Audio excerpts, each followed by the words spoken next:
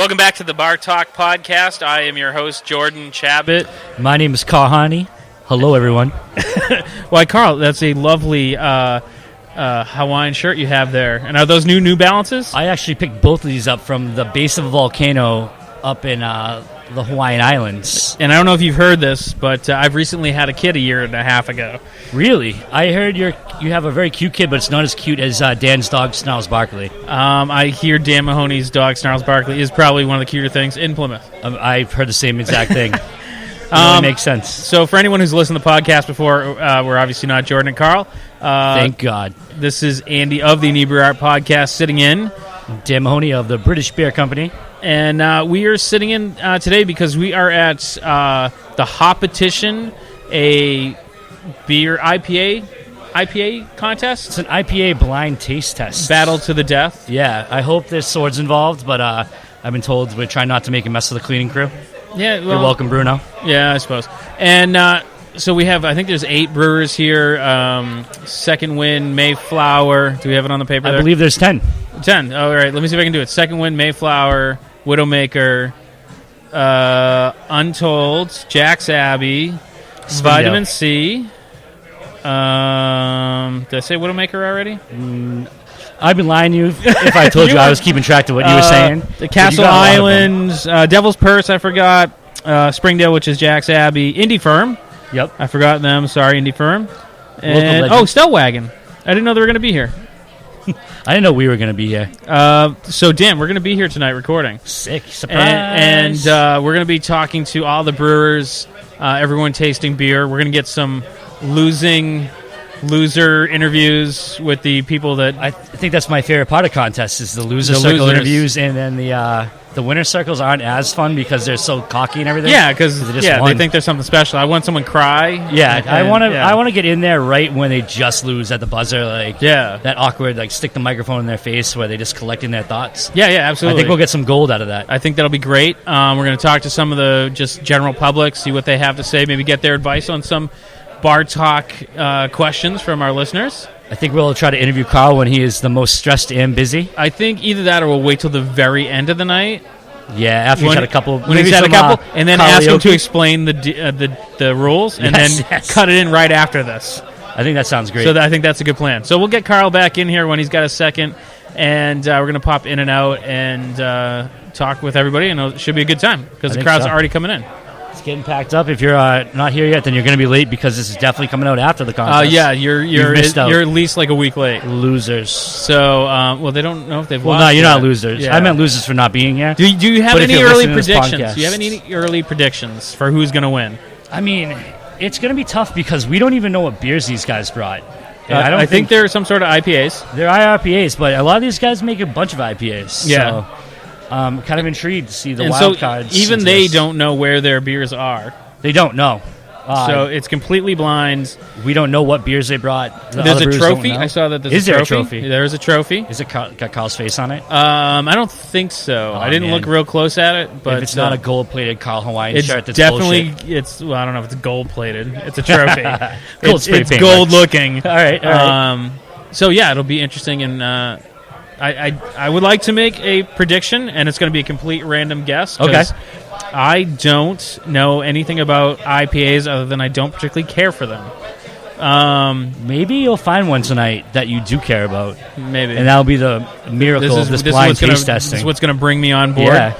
It's possible. Gateway IPA. So my blind prediction. Okay. I've tasted legit blind. He's got his eyes closed. I've literally tasted none of these. He's not even looking at the names. I'm gonna say Stellwagen.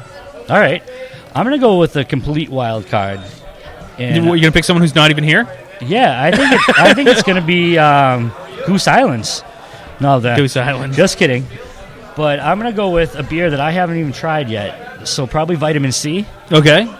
I hear they're very popular. I do hear the same thing. I know. I've had Stellwagen beer and I really liked it. It wasn't an IPA. It was a darker beer. I don't remember what one it was. Okay. And maybe we'll get them on here and try to we'll definitely work our way through it. Yeah. We'll figure it out. Context clues it. And we just signed up to do a beer mug painting there, so that's why I'm picking them. I mean, you have to pay. All right. That's why I'm picking I like it. Yeah. I have a reason. It's we did say our completely votes random. are for sale, so. Absolutely, yeah. So We're gonna get back into some. What we're gonna do is we're gonna go hang out and drink for a bit. Yep. And then we're gonna come back and get some interviews with people. And so for you listeners, that's gonna happen like right now.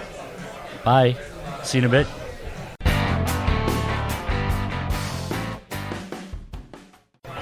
Okay, so Dan has just picked up his flight. He has his guest list here. And so we have beer number 1, Dan. Let's see, wafty aromas here. This is great for TV right here. We're not on TV, Dan. This is Wait, radio. why do I always say there's a camera? This isn't the Truman Show? Oh, well, we have Pack TV here. They're going to be filming a little bit, and so he's tasting it. I get a little bit of tangerine on the nose. You don't... Oh, you're just sniffing it. No, all right, the all whole right. tasting part of it here. Do you see I'm more the chug beer kind of person? So... It's got a little earthy notes to it. Some hay we'll go with. Some hay? Okay. Some hay, yeah. Is it hay or is it like hey? We'll find out after we finish it. The number 1 is definitely an uncloudy IPA. Yeah. Now, would it be considered a New England IPA? Or This is definitely... most of these on this tray look like New England IPAs right now. Yeah. They all look exactly the same. For all I know, this could be the biggest trick of them all. And they is are that the same all one. the same beer?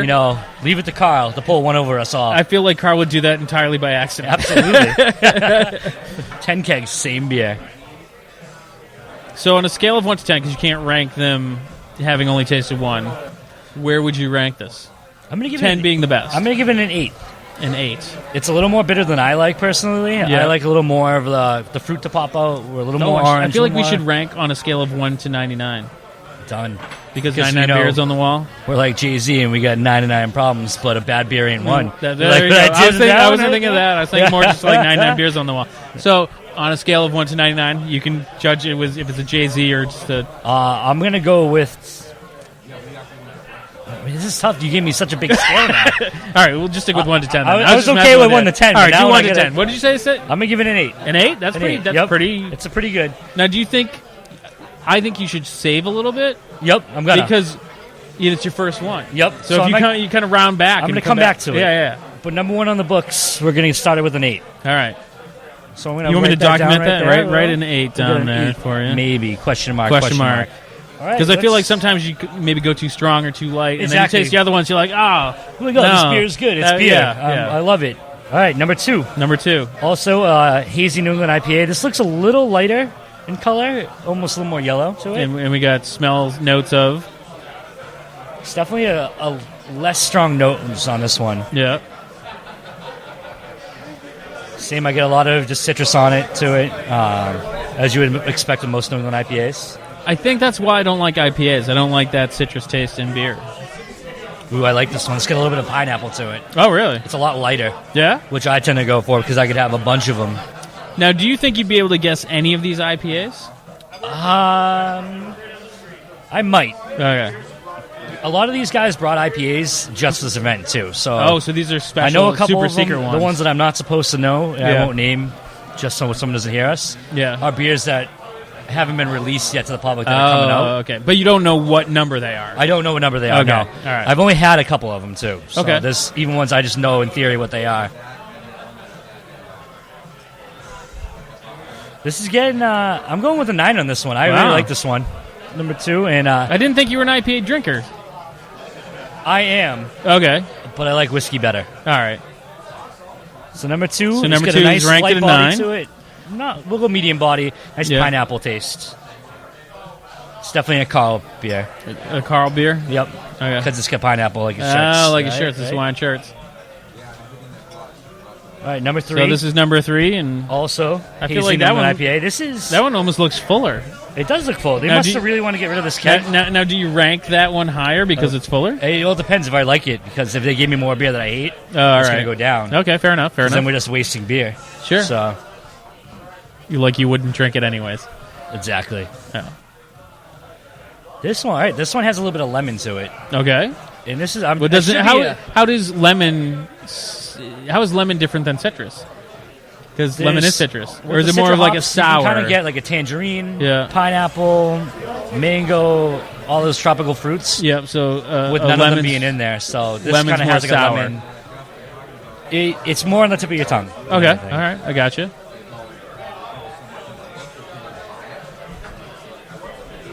It's definitely a lot lighter than the other two.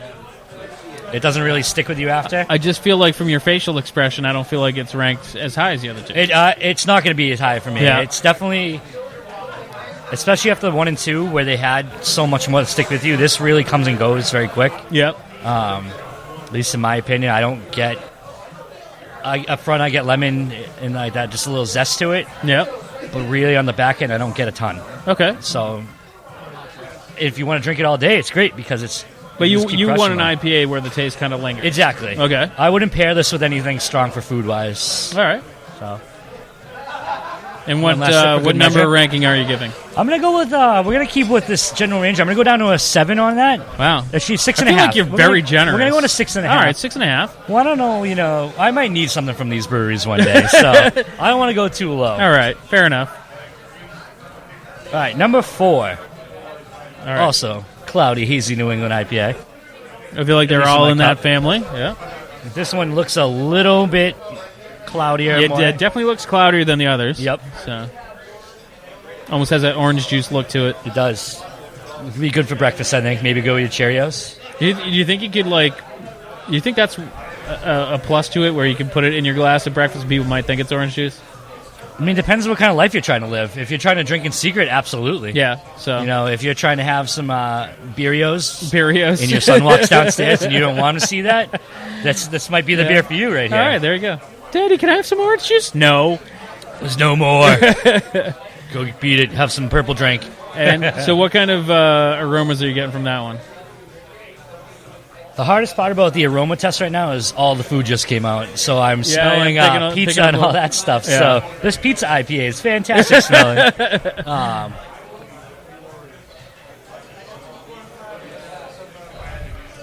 This one also is very light body compared to the first two. Yep. I kind of get that same hay, earthy taste that I got with number 1. Yep. With not a lot of fruit notes on the back, which, except for a cloudy, hazy New England IPA. Does it linger longer like the first two, or a little bit more than number 3 does? Yeah. But not as much as 1 and 2 does. So okay. It's definitely kind of. It doesn't. Now I told you I know which one's which, right? You didn't know. Because I don't. I have no idea. That'd be great if you just kept with it. Still, it leaves a little bit to be desired. All right. It doesn't really stick with you. So once again, if you're trying to chug a couple IPAs, this might be the one you want. But for me, it's kind of. Does the time of year affect the type of IPA that you're looking for? Me personally, no. Yeah. The only way. So it's not like a lighter one you'd want in the summertime? I would only look at it kind of an ABV wise. Okay. Where I want to drink. If I'm drinking beers outside, I want to go session all day, kind under of thing. 5, stuff like that.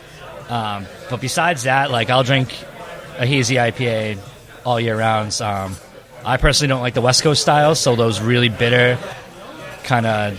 So it's like a kills your taste buds. Tupac Biggie. Yeah, exactly. Yeah. I wish I could side with my Tupac friend, wear my Death Row Records shirt, but I'm definitely with the Bad Boy Records IPA. So. Did I tell you I was playing Tupac at the Plymouth Center for the Arts the other day? No, but that's fantastic. So it was after the Winterfest was kind of over, and we were kind of lingering there, kind of closing up and whatnot. And they have a Alexa, which we have playing music, and I'm like, Alexa, play Tupac. I've been known to just bust out some old school 90s hip hop at family parties. And it just seemed like I was like, what is the least likely thing that anyone is going to hear in this building? And that's what I went with. And I bet people loved it. Or they got really mad. There was no one really there. Oh, just, right, the one person that was there. It was more for my enjoyment. All right, so we're going to rank that one at a. We're going to keep that as a 6.5 as well. Oh wow, very similar. We have a tied for third. Yeah. So now I believe this round you pick. Now the voting. I picked 2. You picked 2. Yep. For this voting round. All right. A little beer palate cleanser right there. You cleanse your palate with beer to drink more beer. It's light beer though. Right. Yeah, I get it. Carlsberg, Yep. Give us some money, Carlsberg. All right. Yeah, we would love sponsors. Or, you know what? They could just sponsor us with beer. Either way, the podcast kind of runs on beer, right? Kind of. I don't think we've done one without it, except for that weird one when Jordan drank tea. Oh, yeah, that was we were drinking beer. Yeah. He was just a weirdo. Yeah. So if someone wanted to sponsor us, they could just send us a keg. Yeah, or even a case. The case, We're not greedy. We can start off small. All right, fair enough. Like one of those little pony kegs, or the tabletop ones. Yep. Like that's like, what, a gallon maybe? Sure. I'll just send out some emails, see if we can make that happen. All right, so this is beer number 5. Beer number 5. Let me guess. Cloudy New England IPA. Yep. Not a huge, strong nose, but then again, they said pizza's behind us. So right. We're directly behind the food buffet. Yeah, the food is starting to go, and it looks pretty good. It looks like there's some,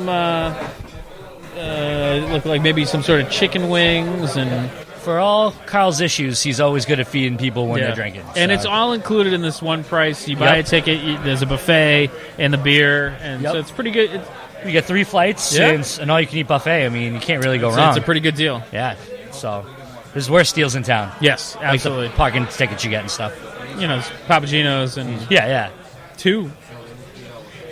Don't knock Papagenos. They might be a sponsor someday. I don't know. I hate Papagenos. I mean, well, they're bankrupt too, so... Yeah, so they probably won't be. All right, number 5 definitely brought me back. I like this one a lot. Okay. It's definitely has... Now, you see, this is my issue with how you voted, and... I mean, since I'm not voting, I'm just going to take issue with the way you voted. Okay. You didn't leave yourself a lot of room. I didn't, no. So it's a very tight race. Look at it this way, though. With nothing so far being below a 6.5, I'm really trying to be optimistic here that a brewery would not bring us a beer that would be that bad for a competition. That's true. That makes sense. So, and they wouldn't be here. Exactly. They wouldn't be invited to this. Schlitz wasn't invited. That's the next. That's the next Schlitz anymore. I feel like I find it randomly in stores. All right. So not that I buy it, but like I see it. I feel like that would be a fun thing to do. Like a shitty beer taste test. A 40 blind taste test. Keeping all the 40s in the paper bags. Yeah. That might just be a podcast we do. I think we could do that. Yeah. We'll have to work on that. Find a venue that will let us bring our own beers, or that sells them already. Yeah, we'll figure that out. That's for the next one. Yeah. That's Fish's problem. Yeah, Fish produce. Yep, figure it out, Fish. I don't even know if he's listening. It doesn't matter. No, not really. We're not listening. We'll just be like, why didn't you do it? We told you to. I like this one a lot. Number 5. It's got a nice tangerine taste to it. Yep. If you do not like tangerine, you will not like this beer. I do like tangerine.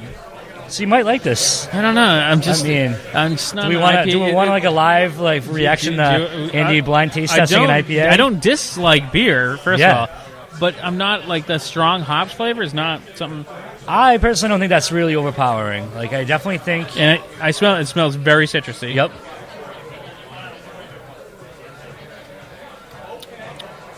Actually, that's not very hoppy. No, right? That's pretty good. They're very smooth, and you get the little tangerine in it. Yep. Yeah. I'm going to go... Yeah, definitely. I think this is going to tie number 2 with me. For an IPA, I'd give that a very high score because I don't like hops. We're going to give it a number 9. We're going to give it a 9.5 because it won you over in your anti-hop mentality. I'm not like signing up to drink... No, I know.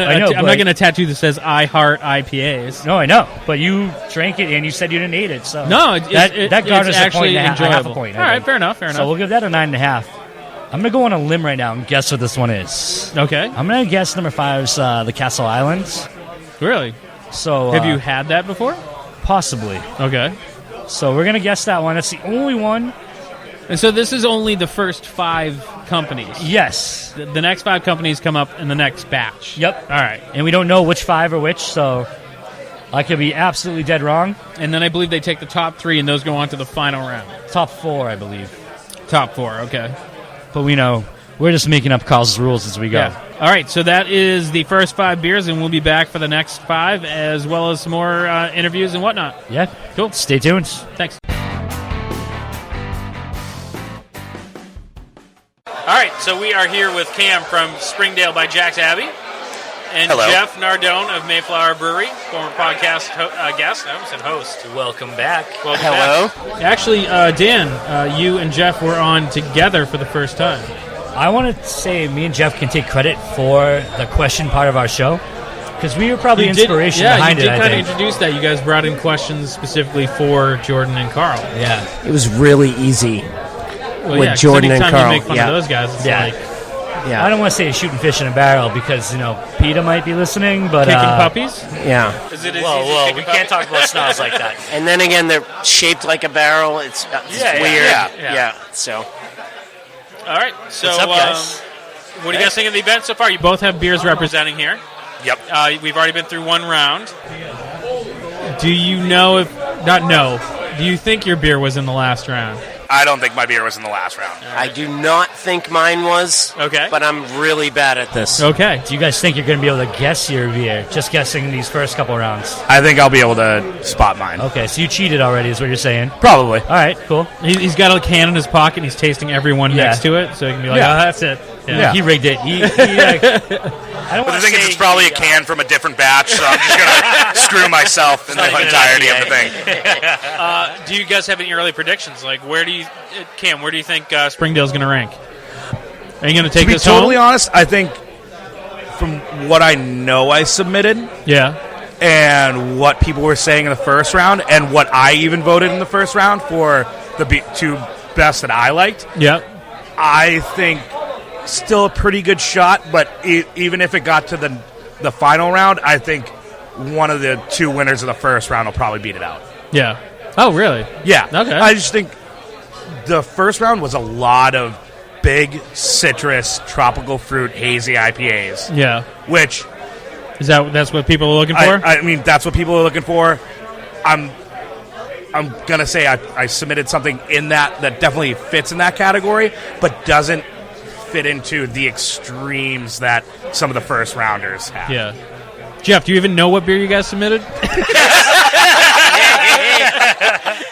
I love how smart I'm being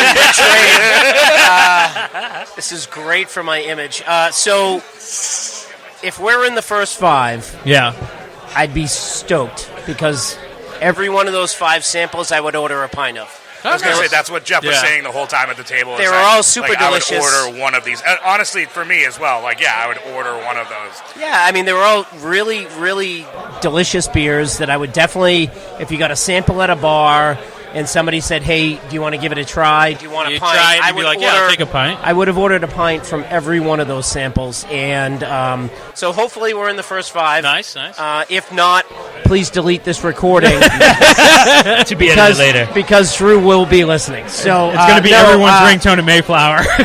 I would say the IPA beer community on the South Shore and expanding is healthy. Yeah. South of Boston, you don't have to be in town to make good beer. You don't have to be in Vermont to make good beer. That's what my takeaway from the first round was. And I'd say out of the 10 breweries that are here tonight, there's only one in Framingham. Yeah, that is totally true. You're not wrong with that. But also, I think it's 10 great breweries that make great beer that all have a different take on what people are looking for now, especially for an IPA. So it's interesting. I think tonight's winner will actually be a telling, verdict of what people are actually looking for. So we were just talking with Pack TV, and they asked me what I thought the benefit of this was, and I said, well, I feel like the winner, everyone's so close and friendly, is going to end up with a big target on their back, and everyone's going to push to beat them next year. Do you see that kind of being like? Do you see that happening? Like people working? Is Carl going to be able to afford this next year? Who knows? Wait, is Carl here? It's Carl. I thought I was in charge. Yeah. There's someone yelling at people from behind the bar. Let's go! That's Carl. That's why when Carl just rang that bell and had to talk to everybody, he stood up on a stool. Well, he's got this image of being 6'4". Then he's got 6'9", 158 pounds or something. Yeah. I don't know. He's a small man, but he wears a XXL Hawaiian shirt at all times. He's trying to show off those fancy New Balance shoes. I think honestly, just on your comment, the takeaway for me coming into this, and I said this to the boys at Vitamin C right before this, is I was really excited to get here with everybody in the beer community that's in our community. Yeah. And so this is one of my first events where everyone's been together like this in such a... I know we're having a competition and everything's, I suppose, serious, but this is a really informal, relaxed environment where people are just sharing beers and having a good time. It's a series lots of any smiles of us out there, but this is our backyard. This is what southeastern Massachusetts beer looks like, and it tastes great. And I'm very excited about it. And so my takeaway is beer is healthy and thriving in southeastern Massachusetts. So. Nice. And people are drinking it, so. Yeah. And that they are. That's a really important part. Regardless of the winner. With that being said, if we don't win, everybody cheated. So. I saw that, Cameron. All right, so our normal MO for this show is we tend to bring in some service industry questions. Now, you guys don't necessarily work in the service industry. I don't know what your past is. From 14 to 25. All right, so you'd be able to kind of chime in a little bit. Are you talking about how tall you are? I have very little experience in it, so this will be kind of an interesting... I'll try to softball some of these questions. So this one comes from Caesar Solano, and he wants to know, corporate or dive, where does one make more money? Make more money? Corporate. I mean, they very diligently look at their margins and how they're going to make money.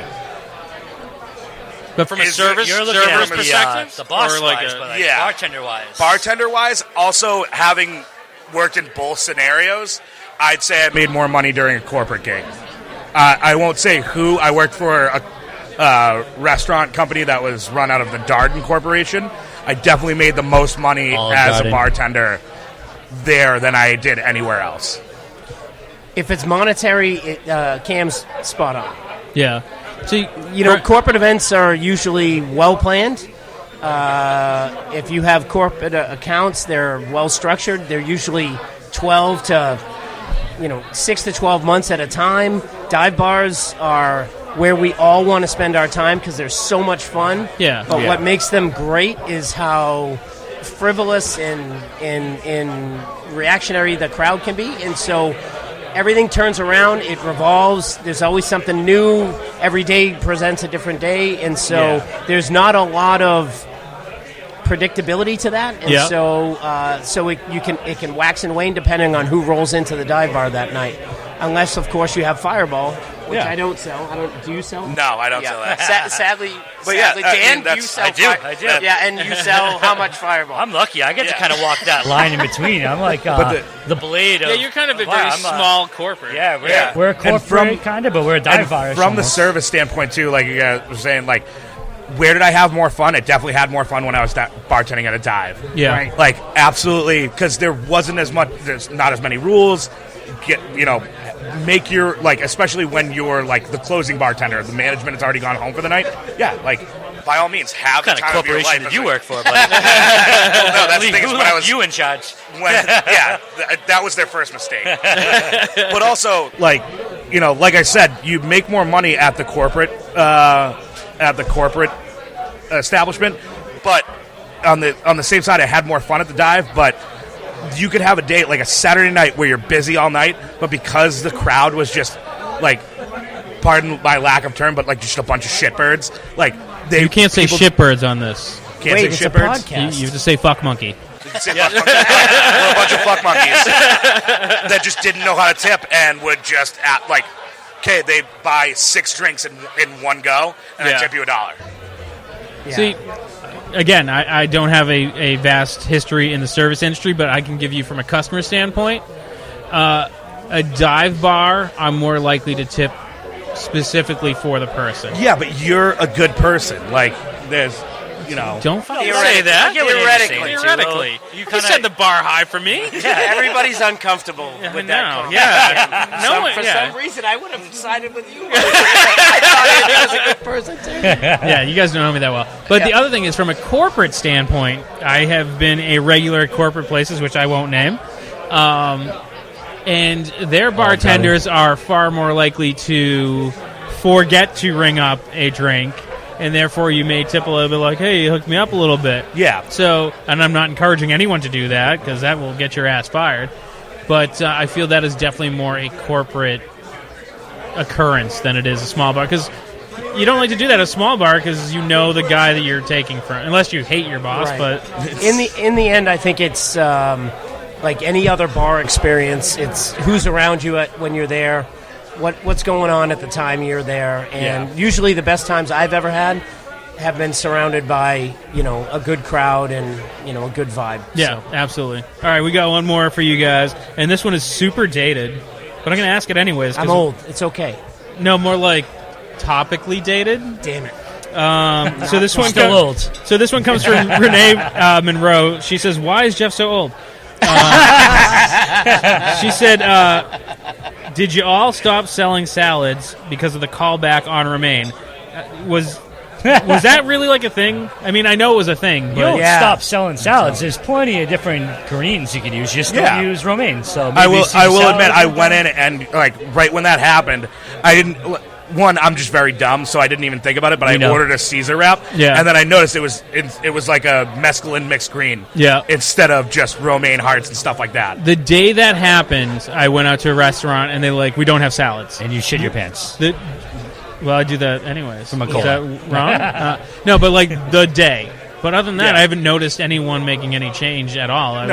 I would say eat and buy local, and we don't have a problem. That's an excellent point. And that's kind of what this whole event is about. It's eat and drink local, and you get the freshest stuff. And that way, if less E. coli here on the East Coast. Yeah, and that way, if you get food poisoning, you can go right to the guy that gave you food poisoning. Fair enough. Exactly. Grab him by the shirt. You know who to blame. Right. So quickly, would you guys rank the first rounds? What's your favorite one? 1 through 5.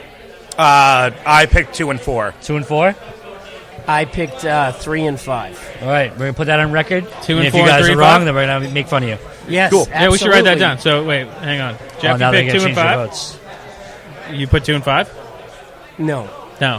I've already forgotten what I told you. Jesus no, Christ. I put 3 and 5. 3 and 5. That was close, but man. I would say, again, just to reiterate, I would order a pint of all 5 of those beers. So Jeez, it was everyone is so PC. Be like, I love all the beers. My rankings are very generous. And honestly, Even the ones I didn't like. Dan did the same thing. I hate the PC stuff. I really do. Cam, which ones did you vote on? She said 2 and 4. 2 and 4. 2 and So 4. basically, everyone hates one. One will be.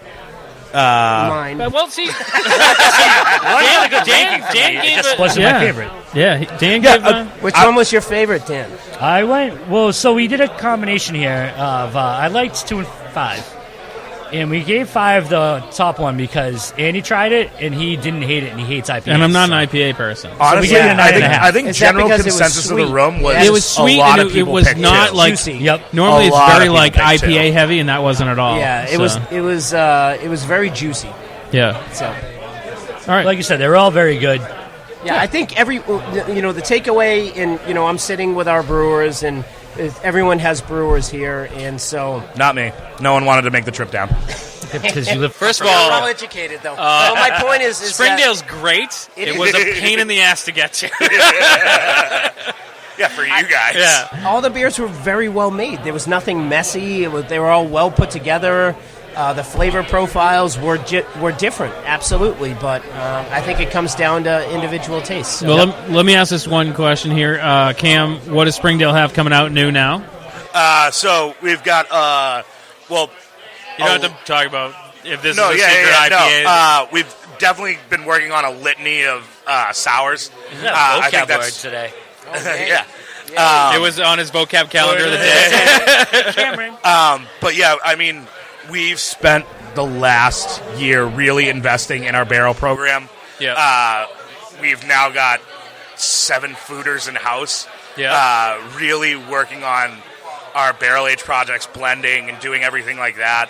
So we've got a lot of new sours coming out this year to get ready for. Lavinade will be coming back out. That's going to be a big push for us because that beer had a really good reception at the end of last summer, and we really want to push that one again.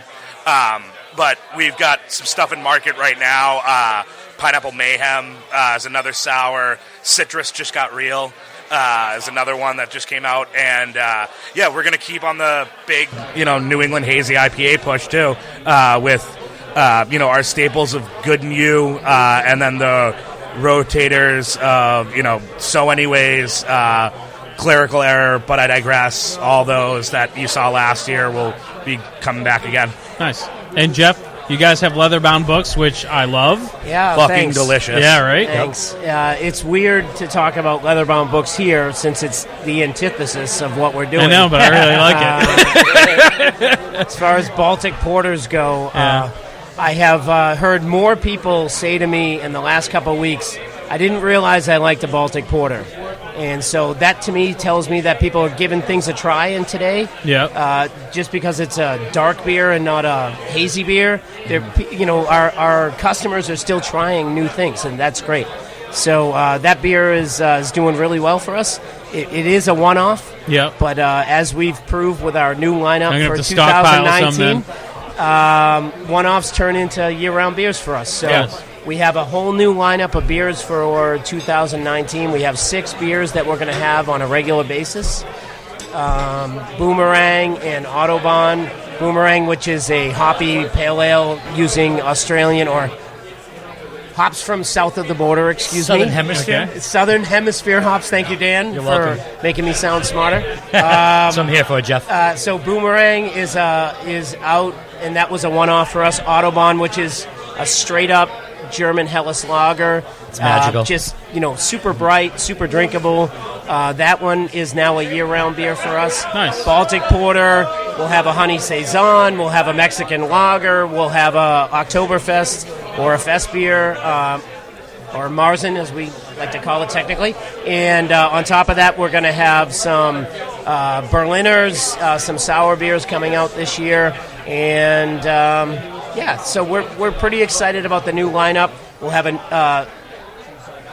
2 double IPAs that'll be out throughout the year, one brand new one, and our 398 series that we started, that 400 series. We'll continue that with a 399, which draws attention to the 400th anniversary of Plymouth. Nice. Of course, and so we'll do that again. And, yeah. Can I get my $3.99 for free $99? Yeah, sure. Okay, good. Yeah. As long as you bring beer to the brewery, we're I mean, happy to yeah. have beer back. When do I ever show up empty-handed anyway? Agreed. All right, guys. Thank you for giving us a few minutes, and I think the next round's starting to come out. So, Good luck, guys. You guys better hustle. Fair enough. May the odds I don't never need be in your luck. favor. I'm going to lose.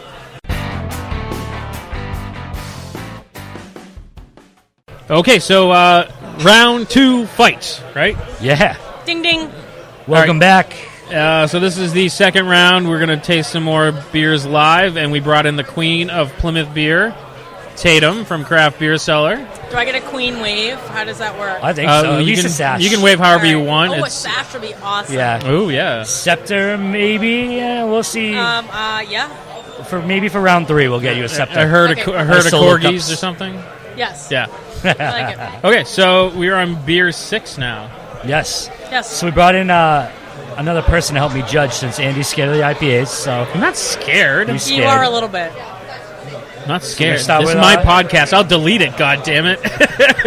So number 6 is a lot darker in color than the last rounds, the first 5. So Definitely has a harsher palate a feel. little piney on the nose, maybe. Still, it smells like pizza in here, so it's kind of tough. It's not pizza. Yeah, it I believe definitely it's has some tacos and fettuccine Alfredo. Ooh, all right. Yeah. Yeah, this one's definitely more bitter than the first 5 were.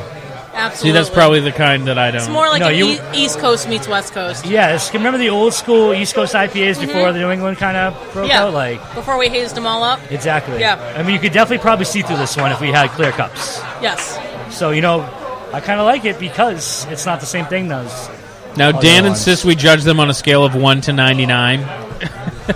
Yikes. 'Cause No, on a like scale of 1 to KZ, 10. And it's actually a little darker, so probably a little more malt base than the other ones if you Yep. look at them in comparison. The SRM, if you will. in SRM. your science terms. Yes. It's the color of the beer. Oh, okay. I like how she dumbs it down for me. She's like, I it's can the show color you of the the beer, graph on my moron. phone if you need an SRM graph. You have That'll a be it for the graph? Instagram. Yeah. Tatum's graphs. So on a scale of 1 to 10, how would we rank these? This really isn't my favorite kind of IPA. I'm probably going to give this the lowest I've given something in a 5. Whoa. I really don't like the... See, I was going to go with a 4. I feel like it has a little astringency in the finish. See, Yeah. Tatum doesn't couch out anybody. No. She's going to upset the apple cart. Probably. So when I don't get distribution of whatever this is, Whoever we'll that all is. know why. No, I mean, like I said, it's just not my favorite IPA. It could be someone else's, so who knows? Yeah. It might win, but... And that's the thing. Drink what you like. Yep. Number 7. Still not as cloudy as the first ones. It's kind of wild. These ones they don't look the same. Yeah, they the first don't. round, they all I was going to say, do you think that's on purpose? But it's Carl. It's Carl, yeah. Does Carl do anything on purpose? I don't even know if he ties his shoes on purpose. I don't think so either. Jen probably ties Jen's here. We can ask her. He's got Velcro. Well, he does have dad shoes. I mean, This is definitely get more of a citrus nose than the last one.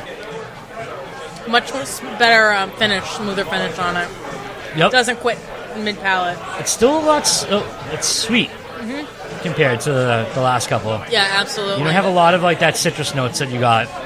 We definitely got bombarded by all New England IPAs You know in round those one. little clementine oranges? Yes. That's what this one reminds me of. Were those the halos? Yes. Yep. But when you leave a little pith on the outside, that's what it reminds me Oh, of. so it's a little pithy. tangy tart. Yeah. Yeah. I like it.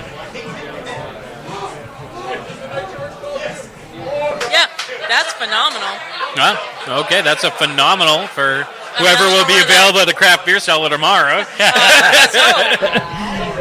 Unless it's the same brewery as number 6, and I'm in trouble. I don't think there's any doubles. Can we double up? I don't think so. You never know. Yeah. This is literally like someone took one of those Halo oranges and made it into a beer.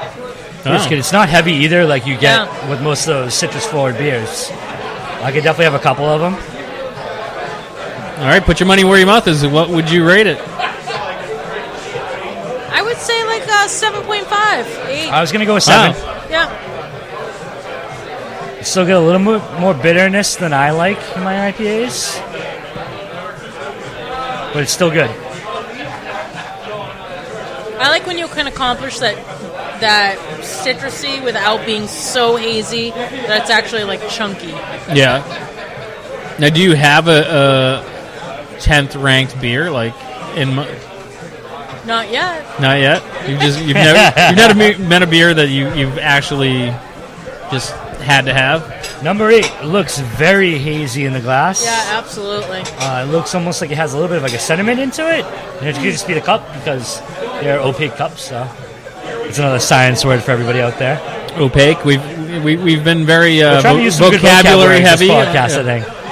You know, when you don't have to dumb it down for the guy from New Bedford, It really steps up there. And if you look at these are the glasses are what they are, but this has a better head retention than all the others. Absolutely, it still has a head on it, unlike everybody else that's been sitting around for a minute. Not going to be your favorite, I bet. Mild citrus, more bitter. Yeah, Bitter on the mid palate. I almost get like a tang at the end. Yeah. Not like tang, because No, not the fruity orange drink that everybody likes. Oh, the astronaut's drink with the gorilla commercials. Yeah. With the what commercial? The gorilla commercials. That might be past your time. I have no idea what you're talking about. It's okay. YouTube. It exists for a reason. I will have to check that out later. That is nice, though. It's like a little citrus up front, and then it has a nice, bold bitterness in the middle and finishes. Are you generally a fan of bitter beers? Of which beers? Are you a fan of bitter beers?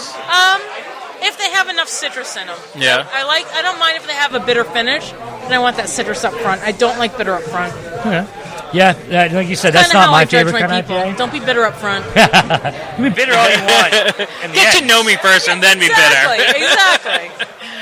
What do you rate it, Dan? I'm going to number 5 on that again. I don't Tatum said it's not my favorite kind of IPA. It's definitely. I definitely feel like your round was the first batch. It's so far it's been that way.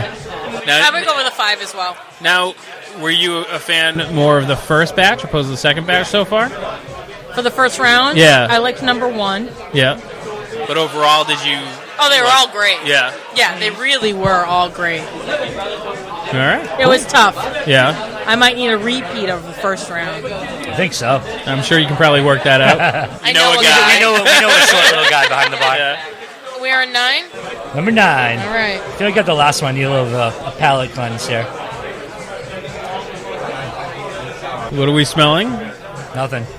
Nothing. I don't get anything, but I get a faint bit of like a sweet tart. Sweet tart?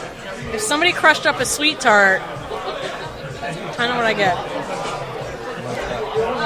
Remember when you were kids and they had those chewy sweet tarts, the big ones? Yeah. I like this one better than the last one. It's definitely, and I don't know if that one was just number 8 was just too bitter for me, and this is just, it's definitely got, I get like a melony note on the end. Yeah, I definitely get some melon. Cantaloupe, yep. But are you missing that citrus? I am, and for me, it's a little too bitter before the mid-palate. Like we're just talking about. Yeah, and that's just my preference. That doesn't mean it's a bad beer. Just everyone has their preference. I don't get any really bitterness from it. Well, you're clearly broken. I might be. I'm definitely dead on the inside. So I was going to say, maybe you're so bitter. It just can only go up. I like this one so far. And you're going to give it I'm probably going to give it an 8. Well, all right, an 8 from Dan. I'm probably going to go with a 6. This just goes to show different strokes for different folks. Yeah, often people will come into the store and they'll say, what's the best IPA? Well, it's really whatever you like is your best IPA. That's the hardest question you can ever have to answer, because what I think's the best isn't what you think's the best. Exactly. And it's definitely not what Andy thinks the best. I actually don't even answer that question. I thought number 5 was actually pretty good. What I always say is, what flavors do you like the most in life? Yeah. That way I can figure out if you love cantaloupe, this is a great beer. Yep. I'd like to ask what you usually drink for an IPA, and then I can kind of gauge which ways. If you're a Harpoon IPA person, you're going to like different stuff than a different, like a hazy IPA and all that. Right. So. All right. Andy, you might like the number 9, to tell you the truth. So that might be, I'm going to test this. Definitely a lot lighter. I don't smell anything either, but that's not abnormal for me.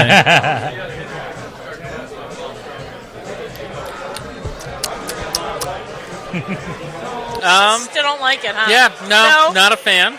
All right, well. No, we tried. But I'm not an IPA fan, so. But you know what? I honestly do give you props for trying it. A lot of people say, like, I don't like that style. Oh, and they I'll will try never anything. Try it. Do I look like a guy that wouldn't try beer, Tatum? He showers in that shit. Pretty much. This is the first one that I think has a really strong nose on it. And it might just it because definitely does. I have a big cup on it, but I definitely kind of get like that almost farmhouse haze style to it. Like the earthy notes. I'm not an IPA fan. I've drank them and will drink them. I mean, you're not picky. You're not a fan. Right. There's a difference. I mean, if I'm going to have my choice, I will pick a darker beer. Right. But like, I've completed the beer card here. I've completed the beer card at Speedwell, and I try to drink around the IPAs, but you still have to drink them. You know, there was somebody who said it. It wasn't me. I wish I did. The best beer is a free beer, the one that's in your hand, and the one that you like. Yeah, that's fair. You know, that's the best beer. Mm-hmm. Did we get a nose on that one? Yeah, this one. I said this one has the strongest nose. Yeah, absolutely. Of all 10 beers, I think that I've gotten. This one's interesting. You kind of get a little bit of butterscotch to it in the end. A little. Yeah. Yeah. And I don't know if that's intended or if it's a subtle off flavor. Yeah. Now, do you ever have someone come to you and be like, "Oh, I get a little bit of tangerine in this one," and you just look at it and be like, "No, that's definitely not a thing," or is it that different? Well, yes and no, but genetically, people taste things a different way. For example, true, like cilantro. Some people taste it like soap. It's disgusting. So it's on the same receptor as hops. Oh, that explains so much, because I can't stand cilantro. Some science has said it's around like the 13th chromosome, that if cilantro tastes like soap to you, hops will also not be pleasing to you. Oh, that's interesting. Like yeah, so it's more not my common fault in I don't women like than IPAs. Men. Genetics. It's my parents. Genetics. Yeah, it's their fault. God damn it. Yeah. My kids are probably broken too. So where are we ranking that one? This one's interesting because it's really not super hoppy, I don't think. Like, it's very light. This would be one that I would bring kayaking. You should never drink in water sport. But if you did... You should never drink in what? Water sport. Okay. But if you did, this is like, it's a nice IPA. It reminds me of another brewery who's doing a Whirlpool IPA. Yep. Yeah. So, yeah, I can see that. So if you were after a day of kayaking, you would have a beer, wait the allotted time, Correct. get into While your car, I was and on drive shore home. Yes. At a designated space that allowed me to drink in public. Right, not in public. Right. On your friend's private beach. Correct. I would never drink in the kayak while kayaking. That would not be acceptable. I mean, Dan drinks all the time. Listen, we all know the last time I was on a kayak. It was never. Wait. And that's not true. I've been on a kayak. I was going to say, we're going kayaking this summer? Yeah, as long as I get a life jacket for smells. How what? I've always wanted to go. Let's go. All right. I guess we're kayaking. And our listeners can join us. Yeah. Oh, my gosh. We could do a kayak and then beer tasting. Yep. Oh. Well, podcasting. Kayak first. Mobile podcasting, Fish. Make it happen. Fish, you have to make us waterproof? Yes. Yeah. And floaty. We'll put you on a tube. And just tow him behind. Yeah. You know how we say, you and I say yes? Yes. And then we just drag him along? Makes sense to me. Water events this summer. Water events. I like it. America's first waterproof podcast. Yes. Yeah, I like it. What's your rating? I'm going to go with an 8. Yeah. I think this is a crowd pleaser. It has a ton of great flavor, but it's not overpowering. I agree. This is a really nice IPA for somebody who says, I don't like IPAs. Yep. You know, you can just start them here. I always think that people say, I don't like IPAs. I always start them with a pale ale and kind of baby step them up. Yep. This is one of the ones that I would say is like a gateway to other IPAs. Well, it's being I like put down that. in front of me. The more I try it, the more I feel like that is very stinky. At first, I didn't know how I felt about it, but the more I have, I get a little more mellow into it. Yeah, I do like it. Now, from the smell of it, I would have never drank that because it smells very IPA. That's what I think threw me off at first because the nose on it's so aggressive, but it's really not. But it's on par with that other one from the first round where that is very mild. So do we? I can taste the hops, but does it's that not. Get the Andy seal of approval right here? Wait, do we find an IPA you'll drink? We found again maybe 2. I have choked down some of the worst IPAs ever.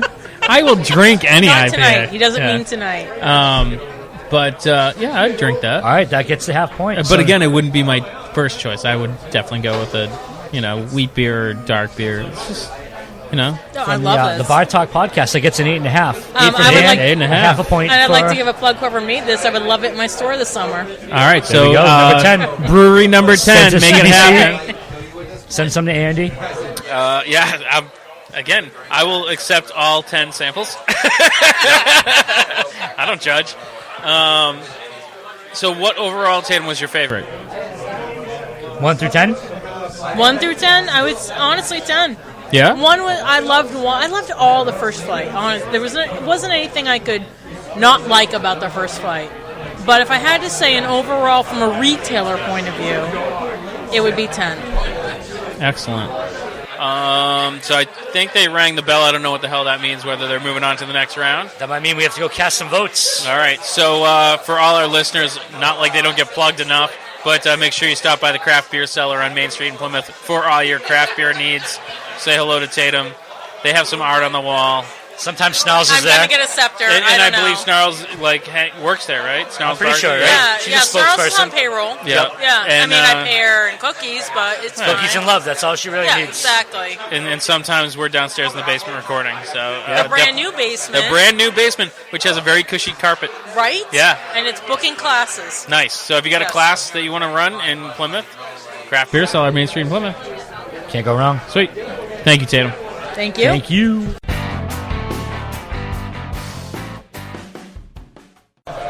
Hi, this is Matt. I'm not supposed to talk over anything. God damn it, I already suck at this. There we go again. This is going to be Fish's hardest task ever. Quit your day job.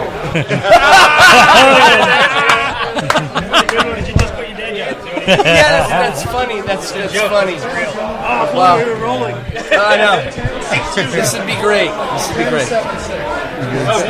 right. You got it. Okay, so welcome back. We are with Untold and Second Wind. We have Dan and Matt, correct? No, I got Matt's name. No. The first mistake you made was trusting Kyle. All right, Kyle. We have Kyle and I'm sorry, Matt. All right, well, I got You were one. so close. You just, you threw me in there first. So we have Dan. I was pointing at you. You were. All right. So we have Kyle and Matt from Untold. We have Kenny and Hans from Second Wind. So we've already been through 10 beers tonight. Do you know which one was yours? Maybe. There's disagreement. There's what? There's disagreement. There's disagreement. Oh. Like you read about. I think you guys should rock, paper, scissors, and or fist fight in the parking lot. Because we already told people that was going to happen tonight. Between someone, so don't make us liars. Kyle and I were lamenting the fact that we did not actually practice before we came. We probably should have at least sampled our own beer before we came. We just drank a lot of other beers. You know, why not blind taste test yourself? I know. Blind as it gets. Matt, I'll have to tell you that I taste tested our beer over at Second Wind the whole entire day, and I still didn't get it. I still didn't get it. So there seems obviously this camaraderie between you guys, but I feel like it carries over to all the brewers. Why is that? It's beer, man. What did Sam Calagione say? The brewing industry is 99% asshole free, so we got good odds. Then why is Kenny in there? Yeah. I am the 1%. I mean, other than Kenny. I knew that shirt would come in handy. And that's 99% not true either. When Kenny says that. My mom always told me to be nice to ugly people. So. And now, do you guys have a pick already out of the first 10? Second Wind. No, I mean the number. Hopefully it's number 2 because I missed the question. I don't think the two I voted for made it through, so I might not be the best judge of beer character. Have they already said who's coming through? Yeah. So the first round was 4 and 5. Yeah. But I think I voted for 5. Woo! Of the first 5 beers, there was clearly very little differentiation in yeast strains and hops used. It was a lot of similarities between those beers. It was a tough 5 to pick between. I would agree with that for sure. Very difficult. What was the second round? Second round's a little clearer. There's some differences in color, claret in appearance, some different hop and off flavors, but all in all, it's very much a New England IPA saturated night. Yeah, a lot of haze. There's a lot of haze, a lot of Citra, a lot of Simcoe. The second round was definitely a wild card because I was like, oh, orange juice all around the first round, and then the other ones, like, none of them looked alike for the most part. I mean, you can kind of see my sample cups on the table right now, and there's different shades in there, so it was harder, I guess. Yeah, it probably would have been easier to enter a black IPA tonight and just at least know what beer is yours. Next year. We're doing it. Hey, we got this guy. I think we can die. No one entered a coffee IPA, so. Now, No Second Wind's coming up on their 1-year anniversary of being open. Correct? I believe April, right? It was right around our week. I've opened, yeah. And I believe Untold is fairly new, correct? Yes. How long have you guys been open? About a year and 3 months. So how is it being the new kids on the block versus someone, say, like Mayflower? Or is there more pressure? Or do you feel like you have less to prove? I'd say there's like a lot more like leniency, really. We get to be whatever we want to be, and no one already has this set concrete idea of who we are. So when we come out with a new beer, people get excited to try a new beer that we've made, as opposed to the older you get, you only do different stuff so often, I suppose, and so kind of fall into your ways, and so it's nice to be able to do that. Yeah, I'd say it's almost less pressure. I mean, we're having a lot of fun right now, playing with a lot of hops, like new beers. We did 36, was it 36 or 46 unique beers in our first year. How many? 46? I think it was 46 new, unique beers in our first year, so it's just having fun because we don't have that, I don't know, that label yet that we can only brew one type of beer, or we have to brew the flagship, so it's just kind of, I don't know, throwing shit against the wall, see what sticks at this point. I mean, they were trying to brew 15 beers, but it took 46. 46 tries to brew 15. We had to pour 45 out. Did I say that part? I think from the macro view, you've got, from a 100,000-foot view, you think of like Harpoon, Jack's Abbey, and Wachusett. You have the big breweries in the state. that people know about that have multi-state distribution. But when you kind of zoom in on the South Shore, we've all got this nice hyper-local focus where we each have a unique approach to our beers. The camaraderie you speak of, I think, is because we all get along and see. Oh boy, Kyle just got here. Did everybody vote? We're rocking the vote right now. Yeah, I didn't vote yet. We got We'll go friggin' vote. All right, you caught me mid-vibe here. Carl, your we're voice busy heard. on your Yeah. podcast. So anyhow, you can't leave. The point being is, like, as you kind of narrow down to, like, even this, I call it the South Shore because I think there's a really great amount of talent down here, and in a relatively small area, you see a lot of really delicious beers being brewed from a lot of cool breweries that get along with each other, share recipes, collaborate with each other, share ingredients when kind of call on each other when we need stuff. So I don't see there being, I think what you're getting at is, like, there's not a cutthroat kind of competitive for shelf space or tap lines. It's more of like, let's go to a restaurant and have them have 10 lines that are all South Shore. And I think a lot of the GMs and bar managers are on board with that. So we're kind of seeing a change from having a mass distributed beer portfolio to hyper local, and that's working for all of us. So we're all playing. It's the rising tide. Yeah, philosophy. It's a good group. It's a good group. I mean, don't sleep on the South Shore right now. There's a lot of great beer coming out, a lot of great breweries, and just, I don't know. Everyone so, Matt, gets do you along. think that is? Do you think that makes you guys better brewers because of the competition, opposed to an area that maybe has nothing where you can squeak by with mediocre beer? Oh, absolutely. I mean, it's collaborative, but it's competitive. But it's competitive because we want to make better beer, not because I want to take Second Wind's tap handle. I'm going after a big beer tap handle when we go sell beer.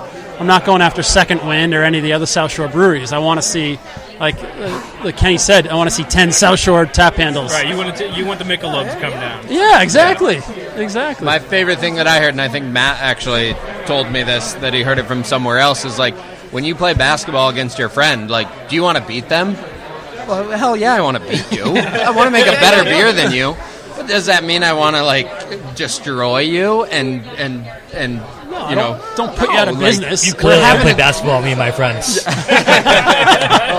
Kyle touched on that too. When I was I skateboarded for a lot of years and stuff like that. And the more I skateboarded with the better skateboarders out there, the better I got at what I was doing. Exactly. So it was more of, and we didn't compete. It was more of thriving off of each other and living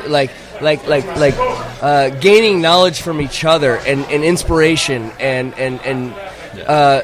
your talent grows from that. Yeah. And I feel that in this industry right now, where we're at with the South Shore brewers that are here in this town, or not in this town, but in the South Shore in this area, chatting with a lot of these guys. I mean, we are having a lot of fun with this, and we are we are all making good businesses with it, and you know, making great product, and we're just enjoying it and having a good time, having a really good time. Like this tonight. Tonight was fantastic. Someone's going to win tonight, but we're all going to go out and have a beer afterwards. Like we're not going to ostracize the winner. Who's going to win? Yeah. Or are we? All right, so I want you guys to be able to vote, so we're going to keep it short and do one more question. What does Untold have coming out this upcoming months or whatever, and where are you guys located? Yeah. Well, just to get the location out of the way, we're in Situate, 6 Old Country Way, right off the Rotary in Greenbush, if you're familiar with that. Beers we have coming up, we have a brand new IPA canning up literally tomorrow morning. We'll have it out. Is that what we're trying today? You can tell us. We won't lie. I wish that we were, but the keg needed to be delivered Friday here, and it was not ready on Friday. That Carl guy. So demanding. Yeah. The beer name is This Is Not a Test. It's 3 of our favorite hops that we've used, Citra, Mosaic, and Idaho 7. And we had fun designing the can for that one.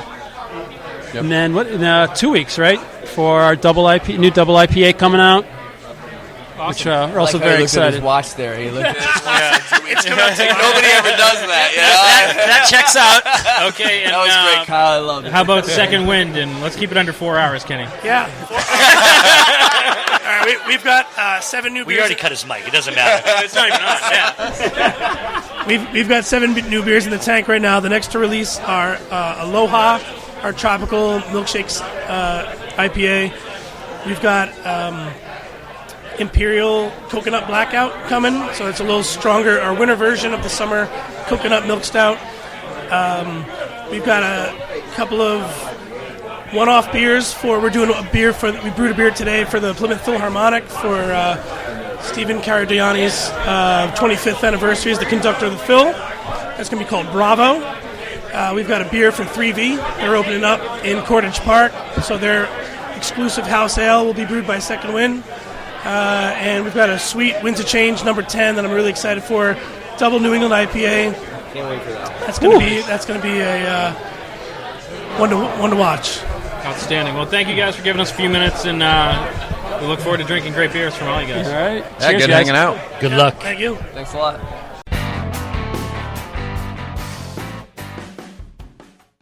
So yes, we are recording. Sweet. I had to stop and think what I was doing. Okay, so we are back here with Adam from Castle Island. I want to say Castle Rock. I don't know why. And That's your favorite. Wouldn't be the first. Yeah. And Patrick from Devil's Purse. Yes. So welcome to the show, guys. How did you guys get involved with Hop-etition? Well, we were asked by Carl at first, being a local brewery. Carl never heard of it. Were you asked or were you nagged by Carl? He twisted the arm a little bit when we were told. Yeah. We were told that we were here. Yeah. So we had a beer. We were told Hey, that we kid, give me a beer for this IPA thing. So, Adam, you were saying today is the first time you've tried your beer and you don't even know which one it is. Yeah, exactly. The beer we've got today is Tell us. it's a series for us though. Okay. And I know what it is. we rotate out a certain ingredient, and this is a new iteration. So I've literally never had my own beer before. That's interesting. It's a great way to start. I was going to say, is there nerves about that, or like? I don't know if I can be nervous. What's there to be nervous about? I don't know what I'm nervous for. It could be the best one. It could be the worst. Exactly. Yeah. The Untold guys who were just on previously were the same way. They're like, "Oh, we brought our beer, we didn't try it yet." So, I kind of respect this wild card. You're trying to figure out. Well, the whole idea is it's a blind tasting, right? Yeah, exactly. But I think it's implied that you drank your own. So. And what about you, Patrick? This was a one-off that we did. So we kegged it a week ago, and it was the same thing. This is the first bar it's at. I tried very limited at the brewery before it came, and we rolled with it. We wanted to bring something different, bring something new, bring something we haven't done before. So hopefully it holds up to everyone else here. There's a lot of good beers tonight, for sure. And what's funny is the two beers I can guess what they are. I think I guessed both of yours. Which, whether or not I'm right, I have no idea. But no one's tasted his beer, so how can you? Because I tasted it. I wasn't on vacation last week. I was in Cleveland. I wouldn't call it vacation. He was in jail. If you're going to Cleveland on vacation, you're doing it wrong. You had to go visit the LeBron James mural. Since been turned down. Don't make me puke. So, was there one that stood out? Like, what one did you vote for? What one do you think is going to win? For me, the first round was 4 and 5. Which subsequently got picked. So I saw Carl take 4 and 5 as winners. And the second round was 7 and 9. I mean, it all depends. IPA, there's such a big swing of what an IPA can be these days. When it first started, it was West Coast, super hoppy and bitter. Now you get New England. And you got everyone's like, just got to tire of that. So you got sessions. So the variety of IPAs that people could have brought were swinging. I'm not a bitter IPA guy, so those are the ones that I kind of followed, or the ones that I enjoyed. So I voted 2, 5, 7, and 8. First round was tricky. I don't want to say they ran together, but they were all some really high quality beers. It got to be a little. They all looked exactly the same. Yeah. Like if I didn't have numbers on my cups, I would never have known. Yeah. Second round was a little more variety, but I've been drinking a ton of lager lately, so this was like hop overload for me. My palate was definitely reset before tonight. So, why do you think it is that people are so crazy about IPAs? He says as he takes a drink of his porter. Oh man, $1 million question. I mean, I think it's a variety of things, right? Hops are the main expression in IPA. You get a ton more flavor out of hops than you do out of a bunch of other ingredients, and I think people dig the whole kind of fruity, juicy, floral thing that hops provide. I think it's cool, right? Yeah. Everyone's drinking IPA. Yeah. And there's a pretty broad amount of IPAs out there. Whether you like sweet, you like bitter, you like clear, you like hazy, there's a little something for everyone. It really is like the ultimate wild card style. Like, there's something for everyone. Even Andy found an IPA he likes that. It kind of is. I found one I didn't hate. That's worth drinking, too. Yeah. Again, I'd drink a beer I hate. I mean, it's beer. So, and I was kind of surprised to see the Hop-etition this time of year, because normally I think winter, darker beers. Do you guys find that true, or is it just me hoping that people drink darker beers more? I think they definitely drink darker beers in the winter. And there's a very small sect of people that will drink dark beers year-round. That's which me. I can appreciate. I'm not a dark beer drinker, but I like trying them. Because it's not like IPAs, but the taste of dark beers can cover the spectrum from high to low, which is amazing what you can do with the dark beer. You can age it really well. You can put it in a whiskey barrel, and then it tastes fucking awesome. You can do so many things. And we definitely do. We switch over at Devil's Purse. We switch up from a lot of IPAs in the summer, lighter beers, and try to do a little bit darker on the spectrum in the winter for those cold months. But you guys are an interesting brewery because you don't flagship an IPA. Your mainstays are Kolsch and ESB, right? Kolsch and ESB, they start off the European-style beers. Even the IPA that we do, Pollock Rip, is kind of a more European flair to it, not in New England. We don't do a sole New England IPA. We do a ton of different IPAs and a lot of one-off IPAs depending on what we can get, what kind of ingredients and what kind of hops are around. And we'll take those and we'll make an IPA. But the Kolsch and the ESB, those are our flagship beers, and they've done, especially the Kolsch has done really well for us. You probably know with the lager, a lot of people are going to a bar and you can have one IPA and you can have multiple lagers, multiple Kolsches, and you can sit and enjoy those beers for much longer than you can do a 10% IPA. So, then with Castle Island, you guys have every kind of IPA under the umbrella. Like, we have yet to brew a black IPA. Only twist the arm so hard. Say you are hinting to 2019. I think that was Kenny's idea, so we knew which beer was his. Yeah, I mean, it's Keeper, our flagship IPA, is a little bit more West Coast, at least in terms of style. We do a beer called Social Studies, which is definitely New England. We do a bunch of double IPAs, fruited IPAs. We've done a brut IPA.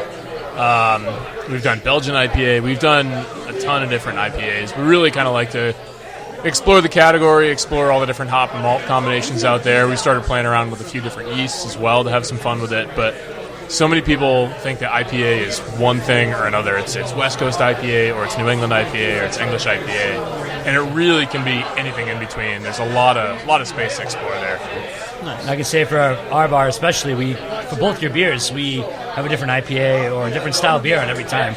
We always have something on from you guys, but it's never the same thing because you have so many cool different styles. So it's definitely, you got to keep it different. Everything today is what do you have is different. They'll try one beer and you got to go to the next. You always have to explore IPAs or the beer category. You always have to do something different. And if you're not trying, you get stuck and you find out older breweries who have always stuck with those two beers, they're not really around anymore. You always have kids, to you have explore. ADD. That's it. Yeah. Now, Patrick, are you the kind of guy that's going to go down to like Castle Island and try a beer and be like, I'm totally going to rip this off and go back and try to recreate something similar or kick it up in your own way? God, I hope so. It's the ultimate compliment. I mean, I would hope not, but there's so many beers out there, and there's so many ingredients now. It's almost hard to rip a beer off, and you don't want to. You're like, that beer's awesome. Well, I'm going to make something different. Hopefully it's even better. But, you'd hope that never happens. Yeah. But, you see Kolsch's around, I don't want to say more often now after our Kolsch.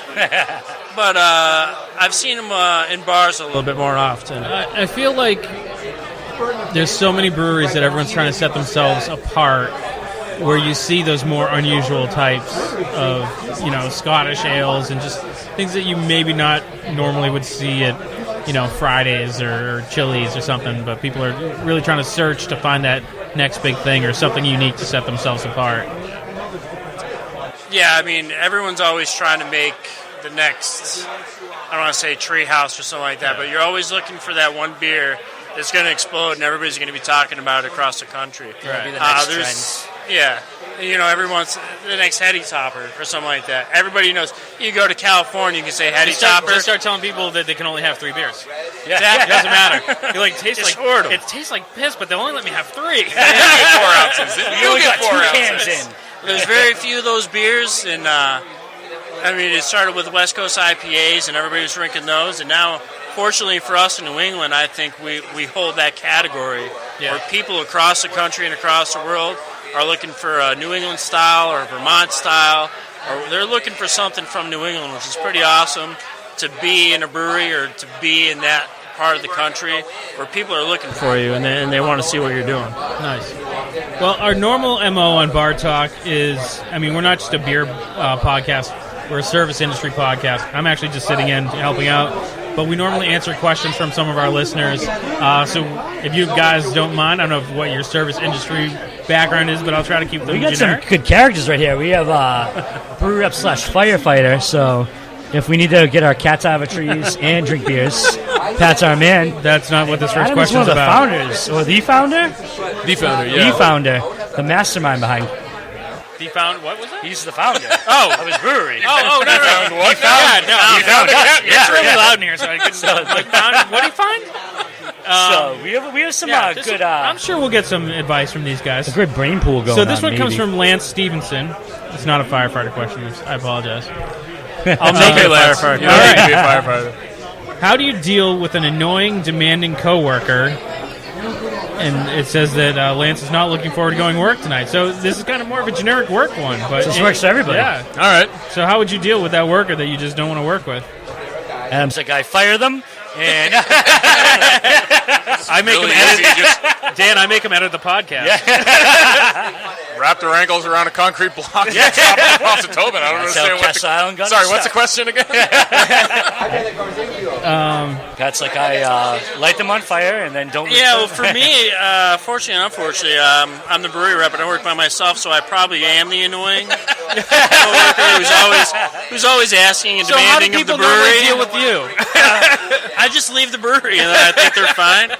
But I get to work by myself. It's only sometimes, but they stop bothering me after a while. So this is another one that's kind of generic. I'm sure everyone's generic tonight, Andy. But it's good because you don't have to be. Shut up, Dan. If you're complacent, I guess we can be too. So this one comes from Cameron Ackerman, and this one's clearly from the South. It says, you all ever go out to eat and someone's kid is running around the dining room and by your table, and you're just tempted to stick your foot out.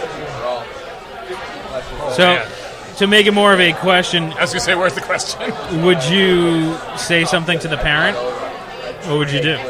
I think I face-palmed a kid in my mind so many times, it's not even fair. Like, if I could go to jail for that, I would. If it's like that pre-crime thing from that Tom Cruise movie, I don't know. But where you work in a bar... Granted, if anyone brings their kid to the BBC, no offense, on Middle Street, there's something wrong with you. That's what I was going to say. I tried to frequent places. So many of my customers were brought into my bar by their parents as kids, so that's how they come here. So I'm all for you bringing in my future customers, but keep them on a leash. But would you say something as the employee? Be like, hey, control your kid? Not from a friend, but just... Joe Schmo walks in. I think politely I would say your child can't be running around because it's not safe for them. And let me turn in some form of that. Let me turn it into a beer question. I don't know if you guys have tap rooms. They both do. We do. Okay. Yeah, do you see an influx of children in tap room? And I've talked to other people, and I know there's a very divisive line about this. Where do you guys fit? Like, what do you think the general opinion is about kids in tap rooms? Yeah, we see a ton of kids in our tap room. So we kind of swam upstream. We got a bunch of cornhole boards. Yeah. And gave the kids a bunch of cornhole bags that they can then throw. Keeps them super occupied. keeps them channeled and focused into that. They're not running around like crazy. Because kids love it when you give them something to go, here, you can throw this, and no one's going to yell at you. Yeah. Right. I like it when people tell me that. For us, there's a lot of, especially in the summer around the Cape, there's a lot of kids and dogs, and they're always welcome. We try to let them know we're in an industrial park, and in the summer we open up the outside front of the parking lot. We just remind them that it's a parking lot sometimes. Yeah.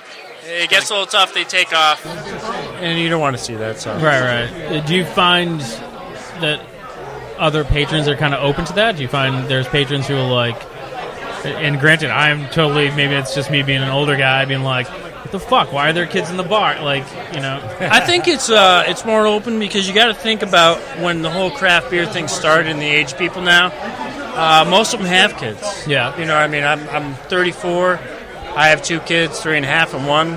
And I feel like I'm kind of in the middle or the beginning when craft beer it really first started when I was 21.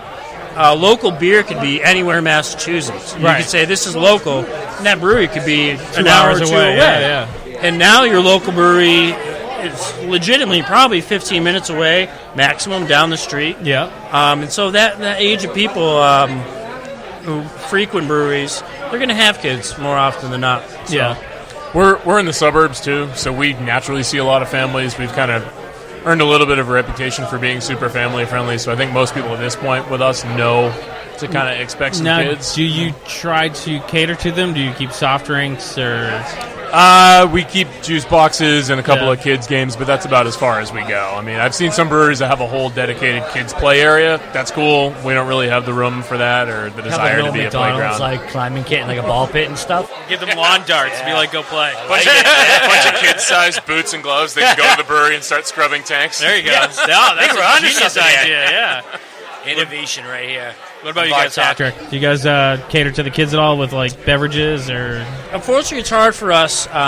We only have water as the other soft drink. The town's a little strict on what we can have as a brewery, what we can't. And our tap room for now is very small. So in the summer, we have a much larger outdoor area that they can play in. We have cornhole and stuff like that. A couple video games.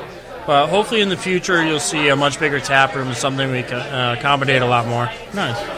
And so I've been asking everyone, kind of giving them their chance to shout out their breweries. Adam, what can we expect to see from Castle Island? Where are you guys located? Where can people find you? That kind of thing. Yeah, absolutely. So Castle Island's located at 31 Astor Avenue in Norwood. We're right off Route 1, kind of sandwiched between Route 1 and 95, about 20-25 minutes south of the city. We're open 7 days a week to the public. We're actually going to be expanding our hours come the springtime, but right now we're open Mondays, Tuesdays 4 to 8, Wednesday through Saturday from 11 to 10, Sundays from 11 to 6. That's all on the website. You don't have to remember that. We've got a whole new release calendar coming out for 2019. Same year-round beers, but a ton of innovation around our rotating and limited release series. And then as far as the tap room goes, we're actually going to be opening up an arcade adjacent to our tap room sometime the next month or so. Oh, nice. So you mean I'm never leaving? That's pretty much it. It was just a giant hook to get Dan Mahoney to come hang out in Norwood all day. Well, most people make things for him to go away. It's true. Thanks for putting in that arcade. Yeah, we're happy to help. Yeah. What about you guys, Patrick? So Devil's Purse, we're South Dennis, exit 9A on the Cape, Great Western Road. Right now we're Wednesday through Saturday. It's our off season, noon to 6. You'll see us pick up hopefully 7 days a week. Dennis will give us a little leeway on Sundays this year. Then we'll be noon to 7 days a week in the summer. We do specialized pint days on the weekends, 5-ounce pours right now. So hopefully you'll see us expanding, especially in the tap room area fairly soon. And right now we have our dark beers going. Come the spring, we have our more limited IPAs, lighter beers. Kolsch and ESB, those are our crutches. The Kolsch, hopefully you can find wherever you go, especially in the liquor stores in the area. Awesome. So definitely come and see us if you're on the Cape. The winter, to me, especially early spring, is the best time to be on the Cape. So you have to fight with anybody. Beat the traffic. I used to work down there. We got the beers going. Beat the traffic. Come and visit us. It's always a good time. So awesome. Well, thanks for stopping by and talking to us. And I wish you the best of luck. Good luck, guys. Thank you very much. And, Thank you. I think they're starting to serve the final round. So let's do it. I think it's time to give up. Apart, yeah. All right. Thank you. Thanks, guys. Cheers.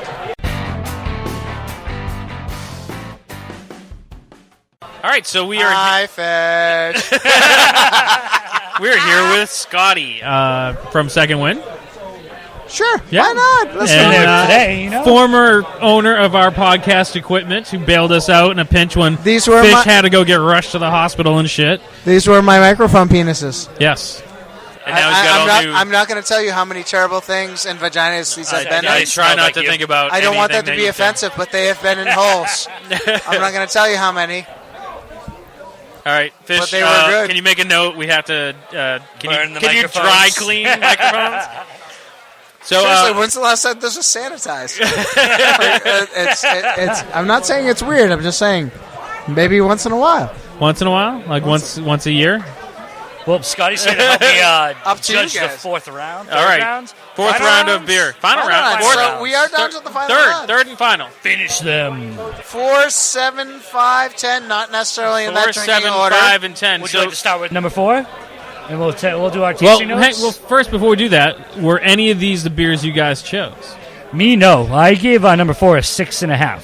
Oh, well, that's not. They are. I did vote for 4, 7, and 10. I did not vote not for 5. All right. Well, yeah, I actually went for 2, which was a little saison-ish. yeah. I actually picked number liked 2 how as funked well. on the back end because, you know what?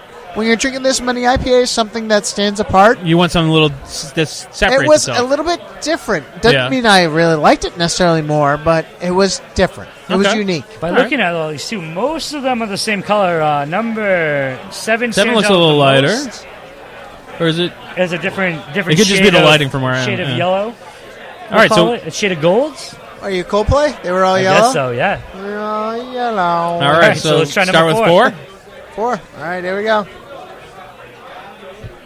Citrus. Yep. Still a little light. So Dan, you gave this a 6.5. prior. Wait, do you have the answers? What's going on here? No, these are my, he made it. scores He right made. here. He made. Yeah, so he I judged scored him on a them up. scale of 1 to 10 earlier. It's juicy. Very juicy. Almost like drinking a little bit of orange juice. Yep. It's a little more bitter than I like, which I admit that I am not the ultimate IPA drinker, so. Yeah. But, you know, it made its round, so. All right. The public has spoken. It's very well balanced. But it doesn't sound like it's getting your vote. I mean, I need to retry them all, but Okay. I'm standing by my 6.5 for now. Yep. For now. Let's note he is 8 deep minimum at this point. I'm clearly 10. As is everybody else. 10. He's 10 deep at this point. And going back, We're going to go back and test the way my original vote stands. So. I mean, would you agree? I got a lot of very much citrus off that one, in a delightful way. None of these comments I will make are in an absurd way, other than Andy's beard, which is also delightful. But Why, thank you. It could be thrown in a little bit more. Our listeners love the sound of my beard. No, number 4, like I said, it was good. It was lighter than what sucked for the number 4 was 1 and 2 were like palate wreckers. So I think back then that's why I kind of wanted those stronger. It's good, but it's lighter than a lot of the other ones to me. Yes, it's a little more bitter though on the back end than I like. So All right. Well, let's move on to number 5. still not my favorite. Andy, what are you drinking? I am Flat drinking Purple Monkey Dishwasher. So chocolate peanut butter. Yeah. All right. I'm not a IPA drinker. Dan's trying to palate convert cleanser. me slowly. Yep. Is that 5? You got, Let's jump. you Because, jump to 7? Hey, You hey. got to go in order. all right, Dan's fine. on 5. Hey, I like the mathematics. All right.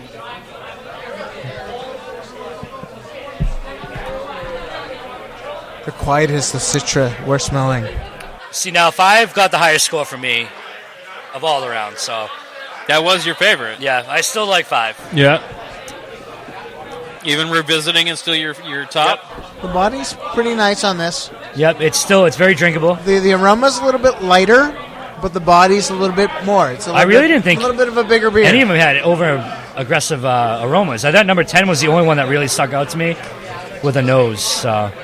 Yeah, in comparison to the last beer, I would say this one's lighter, definitely lighter on the nose. Mm-hmm. But I like the fruit notes on this one better. So. This one's probably much more crushable. Yep. Which I think I like that way. Yeah. So 5 still won the lead for me. All right. And then on Number to 7. 7. Number 7, coincidentally, I gave a 7. Yes, you did. Get a little bit of cat pee. Wait, what did you say? Cat pee. Okay, I thought that's what you said. Cat pee is typical with some hops. Simcoe. Okay. There's several hops where cat pee is the smell that comes from.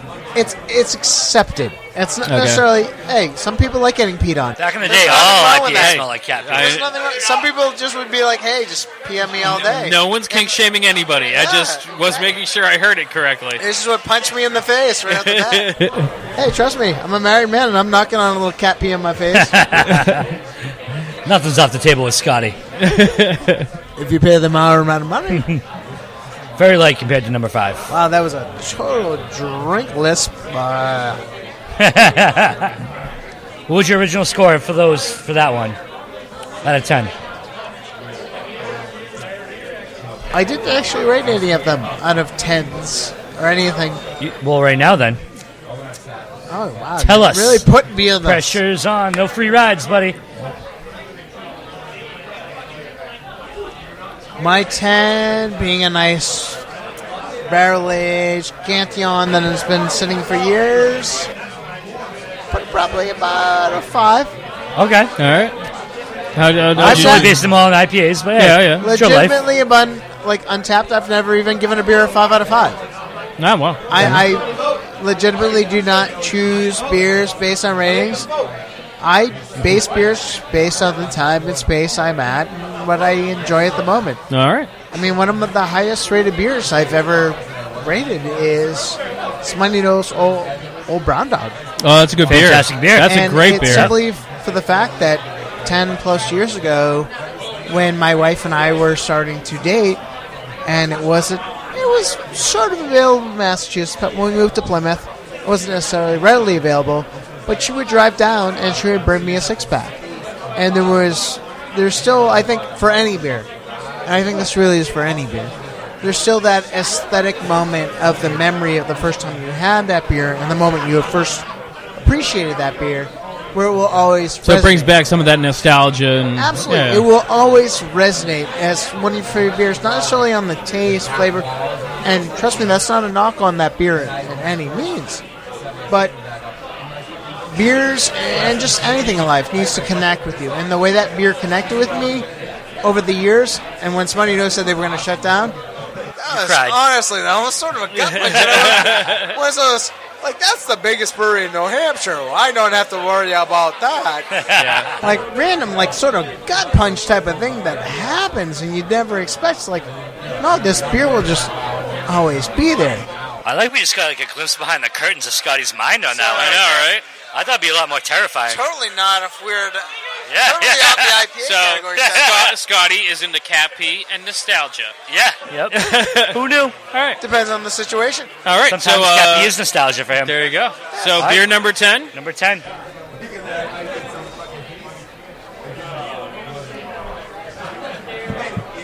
The nose is kind of mild. See, I thought the nose was aggressive. I actually sampled this one. I would agree with you. Yeah. But I didn't feel like it tasted I thought very of the 10 of hoppy. them, that had the biggest nose on it. But then when you sip it, it doesn't have that aggressiveness at all. I will note, I have been drinking breakfast stouts all day. All right. Yeah. With a cold. Let's see, whiskey. This is the cold cure right there. But we're an IPA fest, so. It was the maple bourbon I've been drinking all day that I like to good think stuff. that sounds good, yeah. No, it is not. I like tough life working at a brewery, Scotty. But honestly, this is really nice. It's very well balanced. Mm-hmm. It's very easy to drink. On the nose, like I said, I think I've acknowledged my nose is junk. But on the palate, it's pleasant. It's really kind of nice. Yeah, it wasn't a bad one. Yeah, wasn't my favorite. This of the second round was my highest rated one. So was it the second round? Yep, number 10. But Andy, what's your favorite? What was your favorite? I only tried 2. I'm not a big IPA fan. He liked number 5. Number 5 and number 10. Number 10 was okay. That's number why we got half Number scores. 5 was better. Half a point for Andy. Yep. Is that all you're worth? I'm only worth half a point. Really worth it. It's not my rules. It's not my podcast. I'm just sitting in. So we just work here, bro. Yeah. Lace-eye. So where are you guys gonna place your one final ticket? Oh man, I'm going back. I'm just keeping with number 5. You stay with number 5? Yeah, number 5 still wins it for me, but number 10's the clear second. Why would I have one final ticket? I've drank several beers. This is right. So that's... I have extra sexy tickets that so I may be using.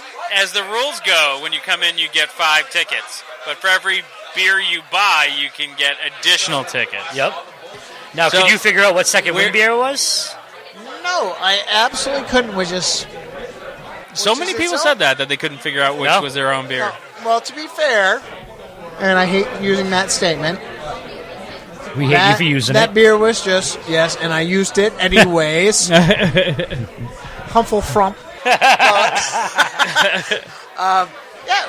As far as I know, I was not at the brewery today, but I believe they just kegged it today, rolled it over, all sexy-like, on the back of a paddy wagon, got some wings or some Wild pizzas. card.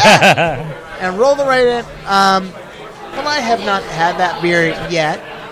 I do recognize it is the first beer that came off the bright, not settled, yada, yada, yada. All these excuses if we don't win, blah, blah, blah. It's nice to have a couple of those in your back pocket. Right? Oh, yeah. Yeah. All those things. Honestly, every beer I had tonight was great. It's really hard to pick a best beer amongst a lot of great beers. Yeah. That is the one thing I would say about tonight, which is really weird to discuss. It's like, oh, who won? It's like, congratulations, you are the best beer amongst some of the best beers on the South Shore anybody will ever try. Yeah. I think it should be a championship belt instead of a trophy. Like, for this. honestly, the stuff we are knocking out around here right now is just amazing. That being said, we should probably go cast our vote. Yeah, I believe my question was, what one are you voting for? Rocking to me. I don't even know what it is. Hey, all right. You're not supposed to know what it is. Like I said, I went all political, but that being said, like, something on the mouthfeel of number 10, and it may not be ours. I don't know. I honestly have no idea whose beer is whose. Like, for me, it's not the aromas, and I also have a cold right now, so I can't smell shit. But for me, what I'm relying on is mouthfeel and texture, so it's those secondary feels that I'm sort of rolling with. All right. So for me, number 10, based on those last 4, had more texture. I don't know if it had lactose, if it had more higher, I don't know, temperature when they did the malt bill, whatever. Hey, we're not scientists, man. To me, with a cold, it had more mouthfeel. All right. So that was the one that had the most taste to me.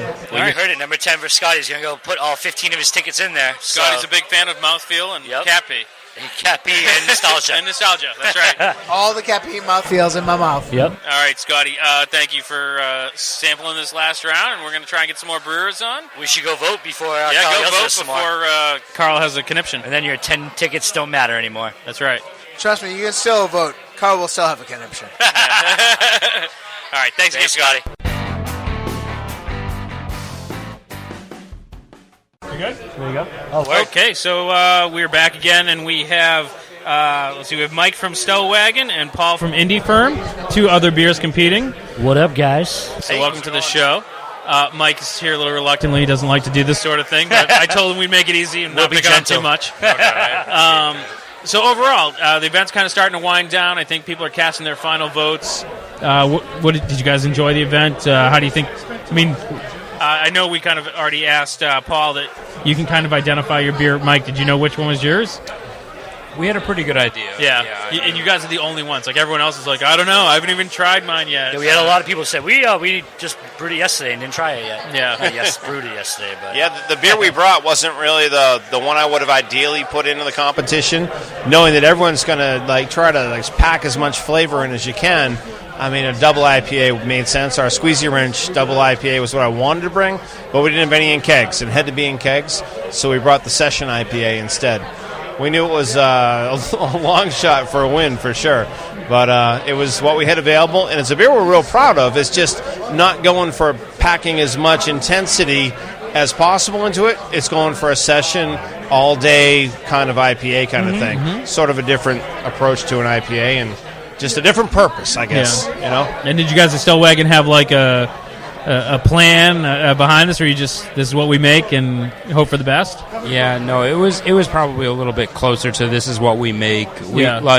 We wanted to try to brew something crazy for this, but the way the schedule played out, it ended up turning into our Invisible Airwaves IPA, which is one that's, it's the one we brew the most of. Yep. So, that's why it was available. So I'm kind of glad that we got to bring it just to see how it stacked up versus everybody else. So Indie Fern's been around a while. I know you guys have upgraded from your little barn to the industrial park. Yep. I hear you guys may be moving. Is that... Yeah, not too far from here. Hopefully, spring, summer time frame, we should be moving to downtown Plymouth. I mean, I've been telling people when they ask exactly what the location is, I'm not sure I want it recorded. I've heard rumors. You can talk off mic. I guess it's probably the worst kept secret in town. So Yeah. we are hoping to be in the former Benny's location, Nice. in downtown Plymouth by May, June time frame, something Nice. like that. Perfect. And it's taken a while to get it moving, as it always does. Everyone that ever starts a brewery goes, "Yep, twice as long and twice as much money as you right? think." Yeah. I feel like that's any business. So right now we've certainly exceeded the twice as long as you think, and hopefully we won't go over the cost budget too much. But yeah, hopefully by summertime we'll be at Benny's. Nice. And Mike, Stellwagen's fairly new. So how long have you guys been open? What was your experience getting the place open? Yeah, we opened July 5th was our first day open to the public for our tap room, and that's in Marshfield. Our experience wasn't too different, honestly. Yeah. Like the whole time I was planning this thing out, everybody said the exact same thing as what Paul just said. Someone always shows up wanting you to take out some other permit, or it's totally true. Yeah. And I thought, sure enough, that I was going to be the one that said, nope, I planned this thing out perfectly, and it's going to be right on budget and right on time, and it was over budget and over time. So, All right, hang on one it second. happens. We're hearing they need brewery roofs. I don't know if you guys are both on demand. Yeah, why don't we pause this and we'll come back? Maybe with a winner.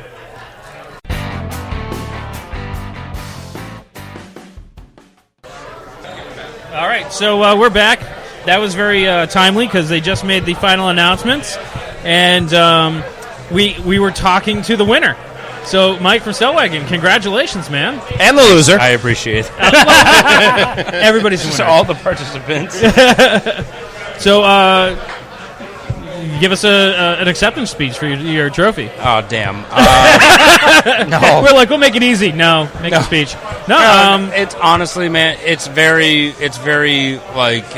flattering to win this. We're happy, but honestly, all the beers here were so good. So Yeah. it was a lot of fun. Yeah, it seems like everyone's had a great time. You called it. You said your beer wasn't what you thought would be competitive today, but No, I mean, the beer that we had available at the time was Session IPA, and it's not packed with flavor. It's not super saturated with hops. It's meant for something to take the beach or whatever and drink a few of, and its flavor profile. It's not the same animal, really. Right.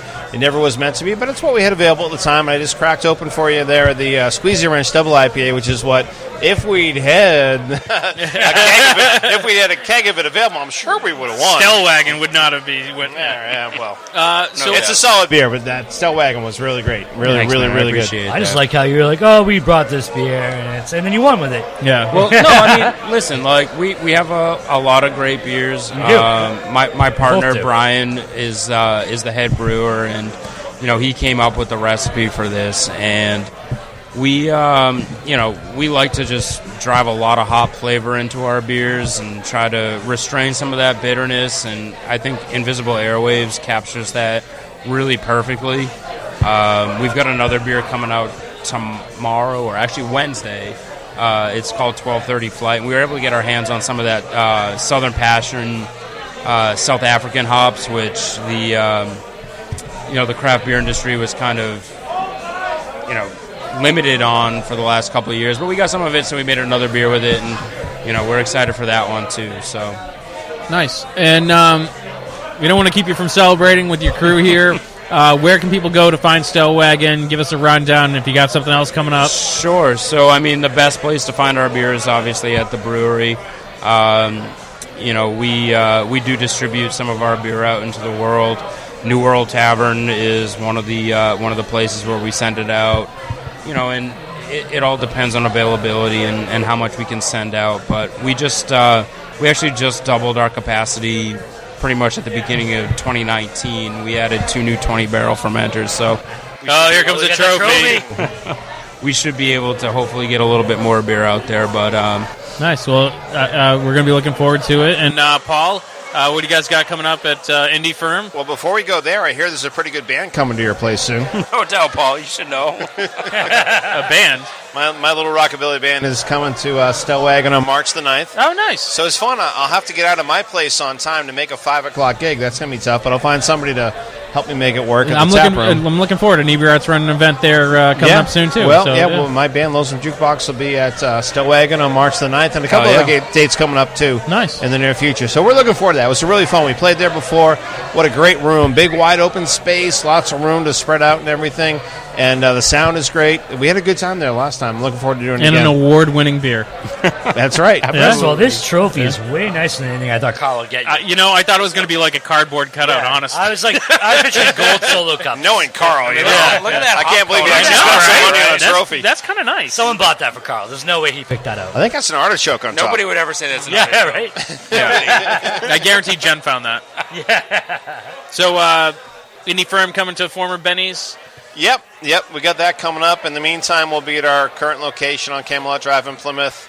So we've outgrown it for sure. Looking forward to making the move. But in the meantime, it's a comfortable, happy place for us, and we like it. And you guys do all things fermentation there, correct? Yeah. We're actually branching out into and- kombucha, and we have plans for some other sort of sidelines with other fermentations, starting with malt, so say vinegars and things like that. In the near future, we're working with some June, I think that's how you say it, recipes right now, which is basically a honey, sort of like a honey kombucha ferment. Oh, nice. So all kinds of stuff like that. Plus we have the homebrew shop, so classes and all the supplies and ingredients you need to ferment pretty much anything at home. One-stop shop. Plus we got the hop farm. We got our tenant brewer, Harper Lane Brewing, making great beer. So we got a lot going on, and we're just looking forward to scaling it all up this summer when we can move. Outstanding. Well, we'll definitely have to have you on one of our other podcasts when you guys get ready to open and talk about it. I could keep going. Yeah, all right. And the champion right here. Yeah, Take us away. All right. no, just happy to be here. Thanks for having Now's me. where you thank all the little people. Hey, I'm super happy to thank all the little people. Thank you. Yeah. All right. Thanks again, guys. Guys, Congratulations. Cheers. Thank you, Good guys. job, man. Thank you. No doubt.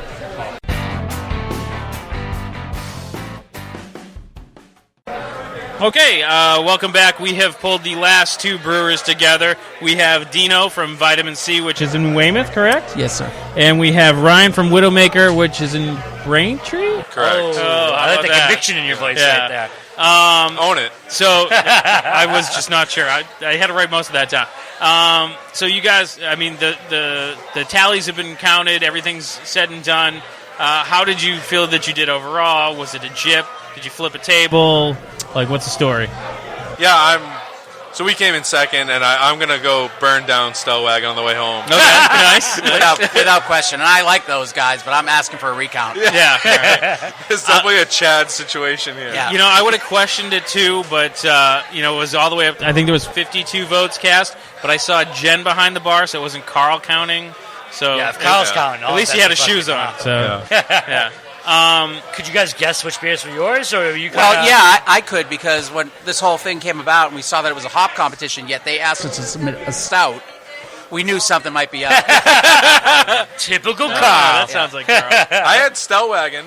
I nailed that, but I had Dino and I's beers switched around. I had Dino as, what were we, number 4 and 4 and 8, yeah. yeah. I feel like almost everyone was like, I don't know what one was mine. And I found that kind of surprising, but we're all the same snowflake. We're all very similar, but the same.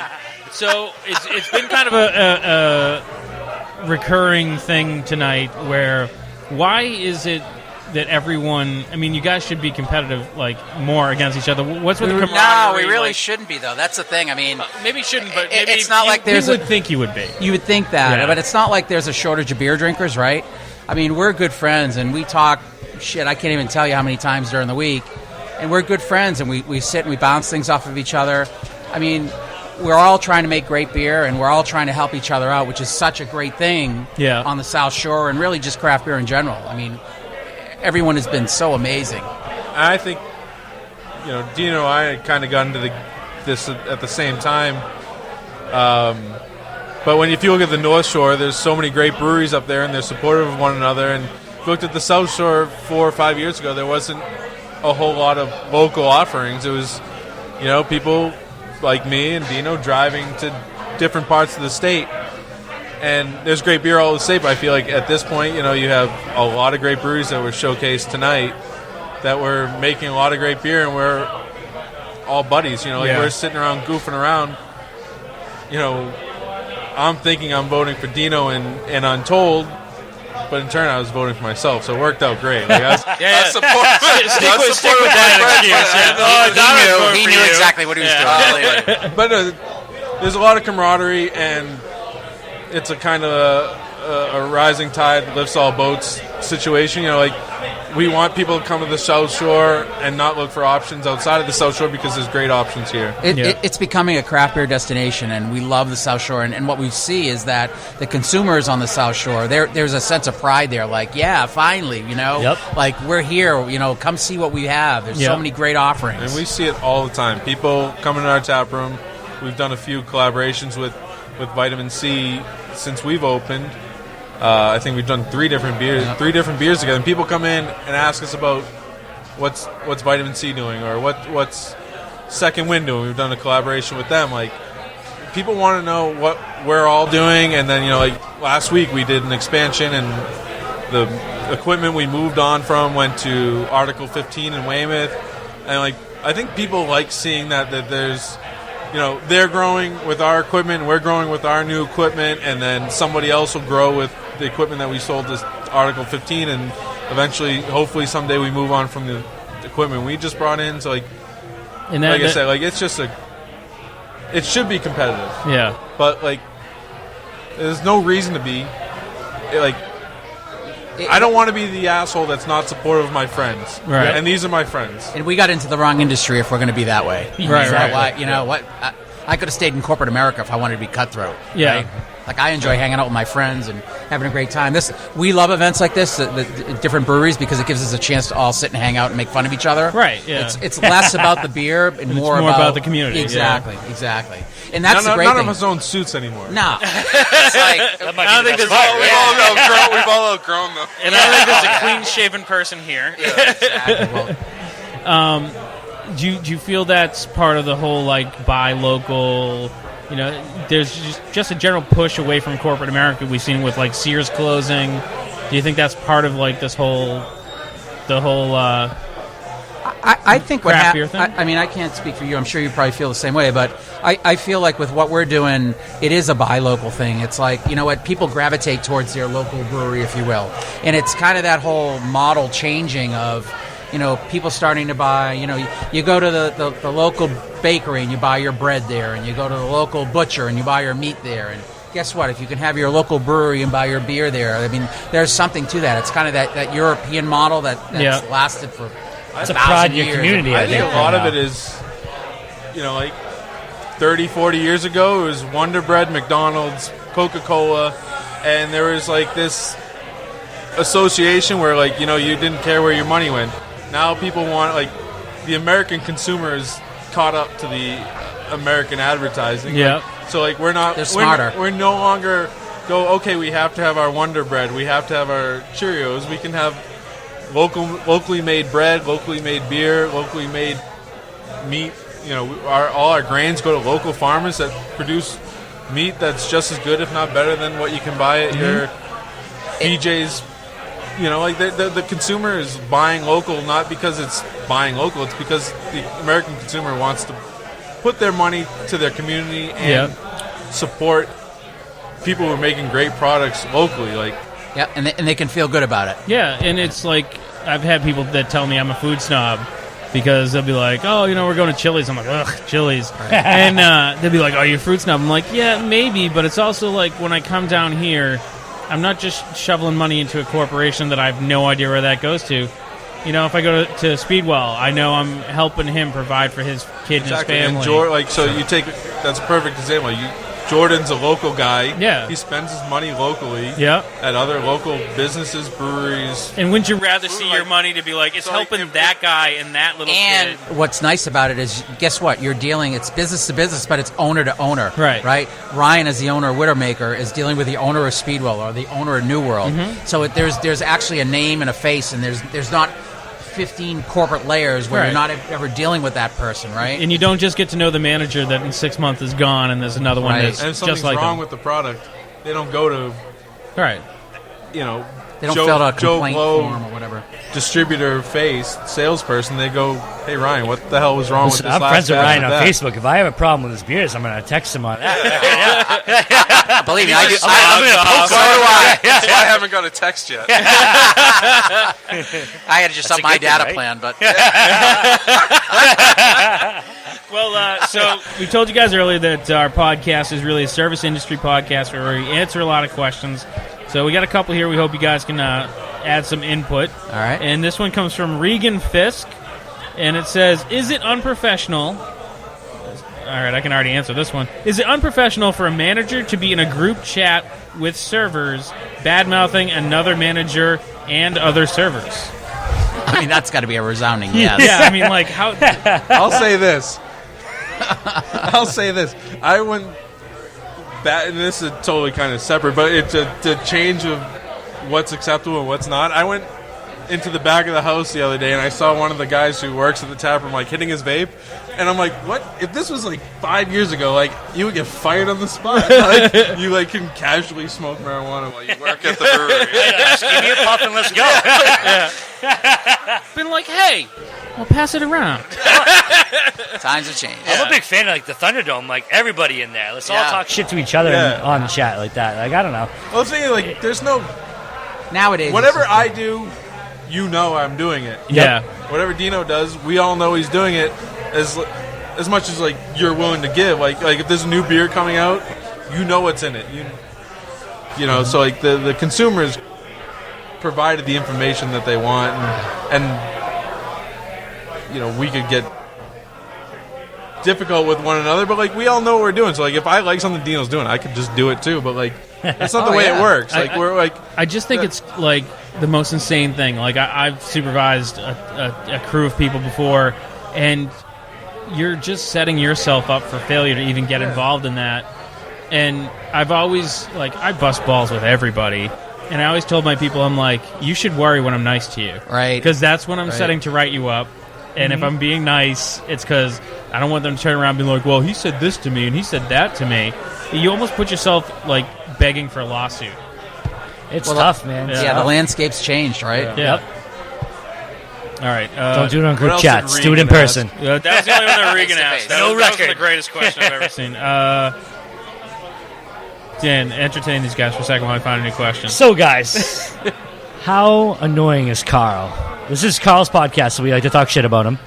And, so this actually gets aired. Is that what you're telling? Oh yeah, it's on the internet. Yeah, but Carl doesn't know how to download it. Yeah, I love Carl. He deals with my distributor. What a suck Listen, up. Carl won't listen to this, so it's okay. We can talk shit about it. He's got to deal with Carl, my is that shit. Carl over there with the headphones on? Yeah, okay. He's hiding behind the table right now. He's the one pulling the tags from the from the vitamin C. He's like, these motherfuckers. Let me tell you about those guys. Listen to this story we have. Okay, so here, this one comes from Cody Anderson. Cody. And this is kind of a general question. It's specifically, she Softball. asked specifically for her, but everyone should be able to chime in. She says, does anybody else dream of serving? So she's obviously a server. I mean, work dreams. You guys have them? You guys dream about beer? I dream about Ryan's beer. You dream about Ryan? You dream about Ryan? About His Ryan beer? and his beer, yeah. I dream about beer all the time. Like, issues with tanks, pressure. Sid, you have that work nightmare? Because, I mean, as a bartender, I get that. Every night. It's Every like when, night. I the same dreams I had, like, getting ready to, like, go to college and getting ready to get married. And, like, when my wife was pregnant, like, those nightmare dreams are now brewery dreams. Like, the bright tank's not ready. I mean, for us, we're in a little bit different stage than Ryan, where Ryan is. And, you know, obviously he has his own nightmares. Our nightmares right now are we're getting ready to open our tap room, open our brewery. And it's like, shit, what are we doing? Are we doing the right thing? Have we thought this out? What have we forgotten? Yeah, what have we forgotten? Are people going to show up? Are too many people going to show up? I feel is like the beer going to be good enough? That's the worst stage. Oh. The trying to open, it's two different businesses. It's a production facility and a tap room that you're trying to have meet in the same timeline. It's super difficult. One's ready, one's not, and then did I do it right? Right. I always felt like opening a brewery was the worst part of owning a brewery. Was just getting there. It felt like just if it wasn't a $10,000 day, it was a good day. But that the money side, the financial side aside, just the Dino always says more anticipation than anybody has ever had locally. He's dealing with it. He's getting bombarded with people. When are you going to open? It must be pretty difficult, because you don't have an answer. Why are you even here? You should be working. Because I know, right? What am I doing here? No, it's nuts because the Expectation has been set, and it's like, how the hell do you live up to that? You can't possibly live up to the expectation that it's a double-edged sword of what you've done for your company, your brand already. It's nuts, and I'm like, shit. We haven't even opened. We're already going to fail. It's right. How do you get past that, and how do you make sure that you don't? And in all honesty, for us, and even with Ryan, it's all right. We know that the quality of the product and the customer experience are the two most important things. So, customer experience. I mean, that's probably the easy part, right? Yeah. But making sure that the quality is there, and that every batch is better, and the next batch is better than the last. I mean, that's what keeps me up at night. Yeah, double-edged sword. I don't have the dreams. I have the panic attacks. We'll run an event. And it'll start at 7. It'll be 10 of, and I'll be like, "Where the fuck is everybody? Why isn't anyone here? Right. Why didn't Dan show up yet?" Yeah, I grew up playing in bands that were never successful. Yeah. So every Saturday morning when we open the tap room, I'm like, shit, they figured it out. And then I just don't look, and then eventually it was a good day. Cool. What about you, Dan? Any BBC nightmares? I've had the nightmare where the printer doesn't stop going, and I've had dreams where the kitchen breaks down, where nothing works. Yeah. And I've been like, oh my god, I forgot to bring that person's drink in. They're still waiting for it. I mean, now it's not so much. That's not a dream. That's when I'm there. Yeah, it's literally. Yeah. Like, I forgot Andy's beer 2 weeks ago. Yeah. Fuck Andy. All right. Well, it looks like things are wrapping up, gentlemen. I want to say thank you for taking the time to talk to us. Yeah, thank you, guys. Great beers. I think it was a good competition. People are waving at you as they're leaving, so we'll make sure you guys go say goodbye to your fans, and thanks for making great beer. And we hope Before you go, what do you guys have coming up in the future? Oh, yeah. We want to make sure we give you a little time for you. Right. I'm sorry. Look at this guy getting ahead of himself. I'm sorry. Hopefully in the future we come in first place. What about more immediate future? Well, where are you located? What do you got coming out? So we're at 220 Wood Road in Braintree. You serve beer? We serve beer. We have a 2,000 square foot tap room. We just did our third expansion. We're already planning the fourth. If you come to Widowmaker, hopefully you get a diverse lineup of beers that weekend, and we're always trying to do different things, challenge ourselves. It's grown from just being Ryan in his basement, and now there's voices in my ear like, you need to make that brand because it sells well, but I also have voices in my other ear be like, now are these people in the same room, or are they just voices? Oh, they're my partners. And then there's challenge yourself, do different things, but my core belief in what makes Widowmaker successful, or could make Widowmaker successful, is just drinkability. Make beer that I think is worthwhile your money, and challenge myself. And like I said, I don't have any suits anymore, so I'm psyched on where Widowmaker's at, and I'm psyched where the South Shore's at. We're all kind of the same crew. So as far as what we have for beer coming up, there's beer coming. But different beers just coming. Drink it. Just drink it. We're distributed statewide by Night Shift Distributing, and we're just ecstatic that anybody even thinks about us, let alone drinks us. So nice. It's cool to be part of it. And Vitamin C? Well, with us, I mean, I guess for future, I'm hoping we get invited back to an event like this. That would be a big accomplishment. But we're located at 30 Moore Road in Weymouth, Mass., and we're about a month out from opening our tap room. Nice. We've got about a 3,000 square foot tap room. It should be a real killer space. We're hoping that that the product lives up to its hype, and that people are happy, and they'll come down and see us and say hi. And we know it's been a long time coming, and we're sorry that it took so long, but we appreciate their patience. And we really do hope that we do the right thing for them, and that people enjoy it and enjoy the whole experience and the product. And we want to help to keep the South Shore on the map and help it grow and see where it takes us. Awesome. Thanks again, guys. Thank you guys. Appreciate it. I can't wait to see what you guys have for next year. Awesome. Thank you so much, guys. No problem. Thank you. Appreciate it. Cheers.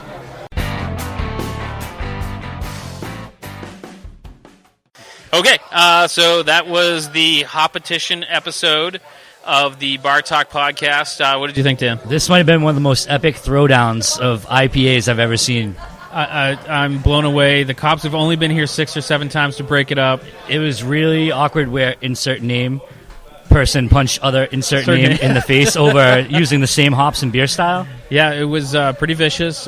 Great competition, great competitors. It's kind of the Olympics of IPAs. I think so. I mean, I'm pretty sure people are going to go run a marathon right now after drinking all these IPAs. I give them about 30 yards down the street before they throw up. I don't even know if they're going to get across the street, Eddie, to tell you the truth. No, it was a great time, and thanks again to the New World Tavern for hosting such an event. Thanks for everyone who appeared on the podcast tonight.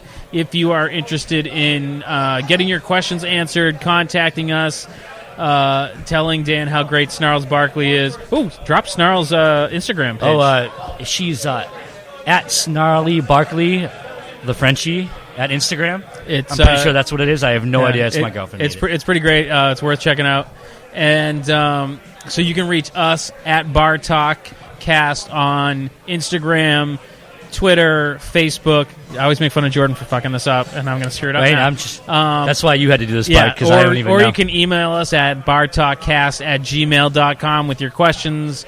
If you have questions about the service industry, we'd be happy to get some professional advice, maybe not like tonight, but actual professionals that work in the industry, answer your questions, help you solve your problems. Professionals. I don't like to, toot our own horns. Yeah.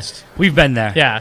You're not professional. Experienced. Physically, emotionally. Maybe not mentally, but we've been there. And so we'll answer your questions. If you want to tell us how great everyone is except for Carl, you can send that there. And Dan, thanks for having me on, guest hosting tonight. Andy, it's been a pleasure. I felt like Mom and Dad were away today, and so we had free run of the house. We had a nice little kegger. It's like a little risky business, right. Tom Cruise style. I wish you didn't take your pants off, but Tom Hanks. Tom Cruise, I was right the first time. Right. Sorry. We've had a lot of IPAs today. I can't keep my facts straight. So thanks for listening. Check it out for our next episode coming up in about 2 weeks. And I won't see you here, but Jordan and Carl should be back by then. And Dan will always be there. I don't know. We might have done such a good job that... You think? No, probably not. No? Well, can only expect so much. Yeah. But, thanks again for listening. Thanks, guys.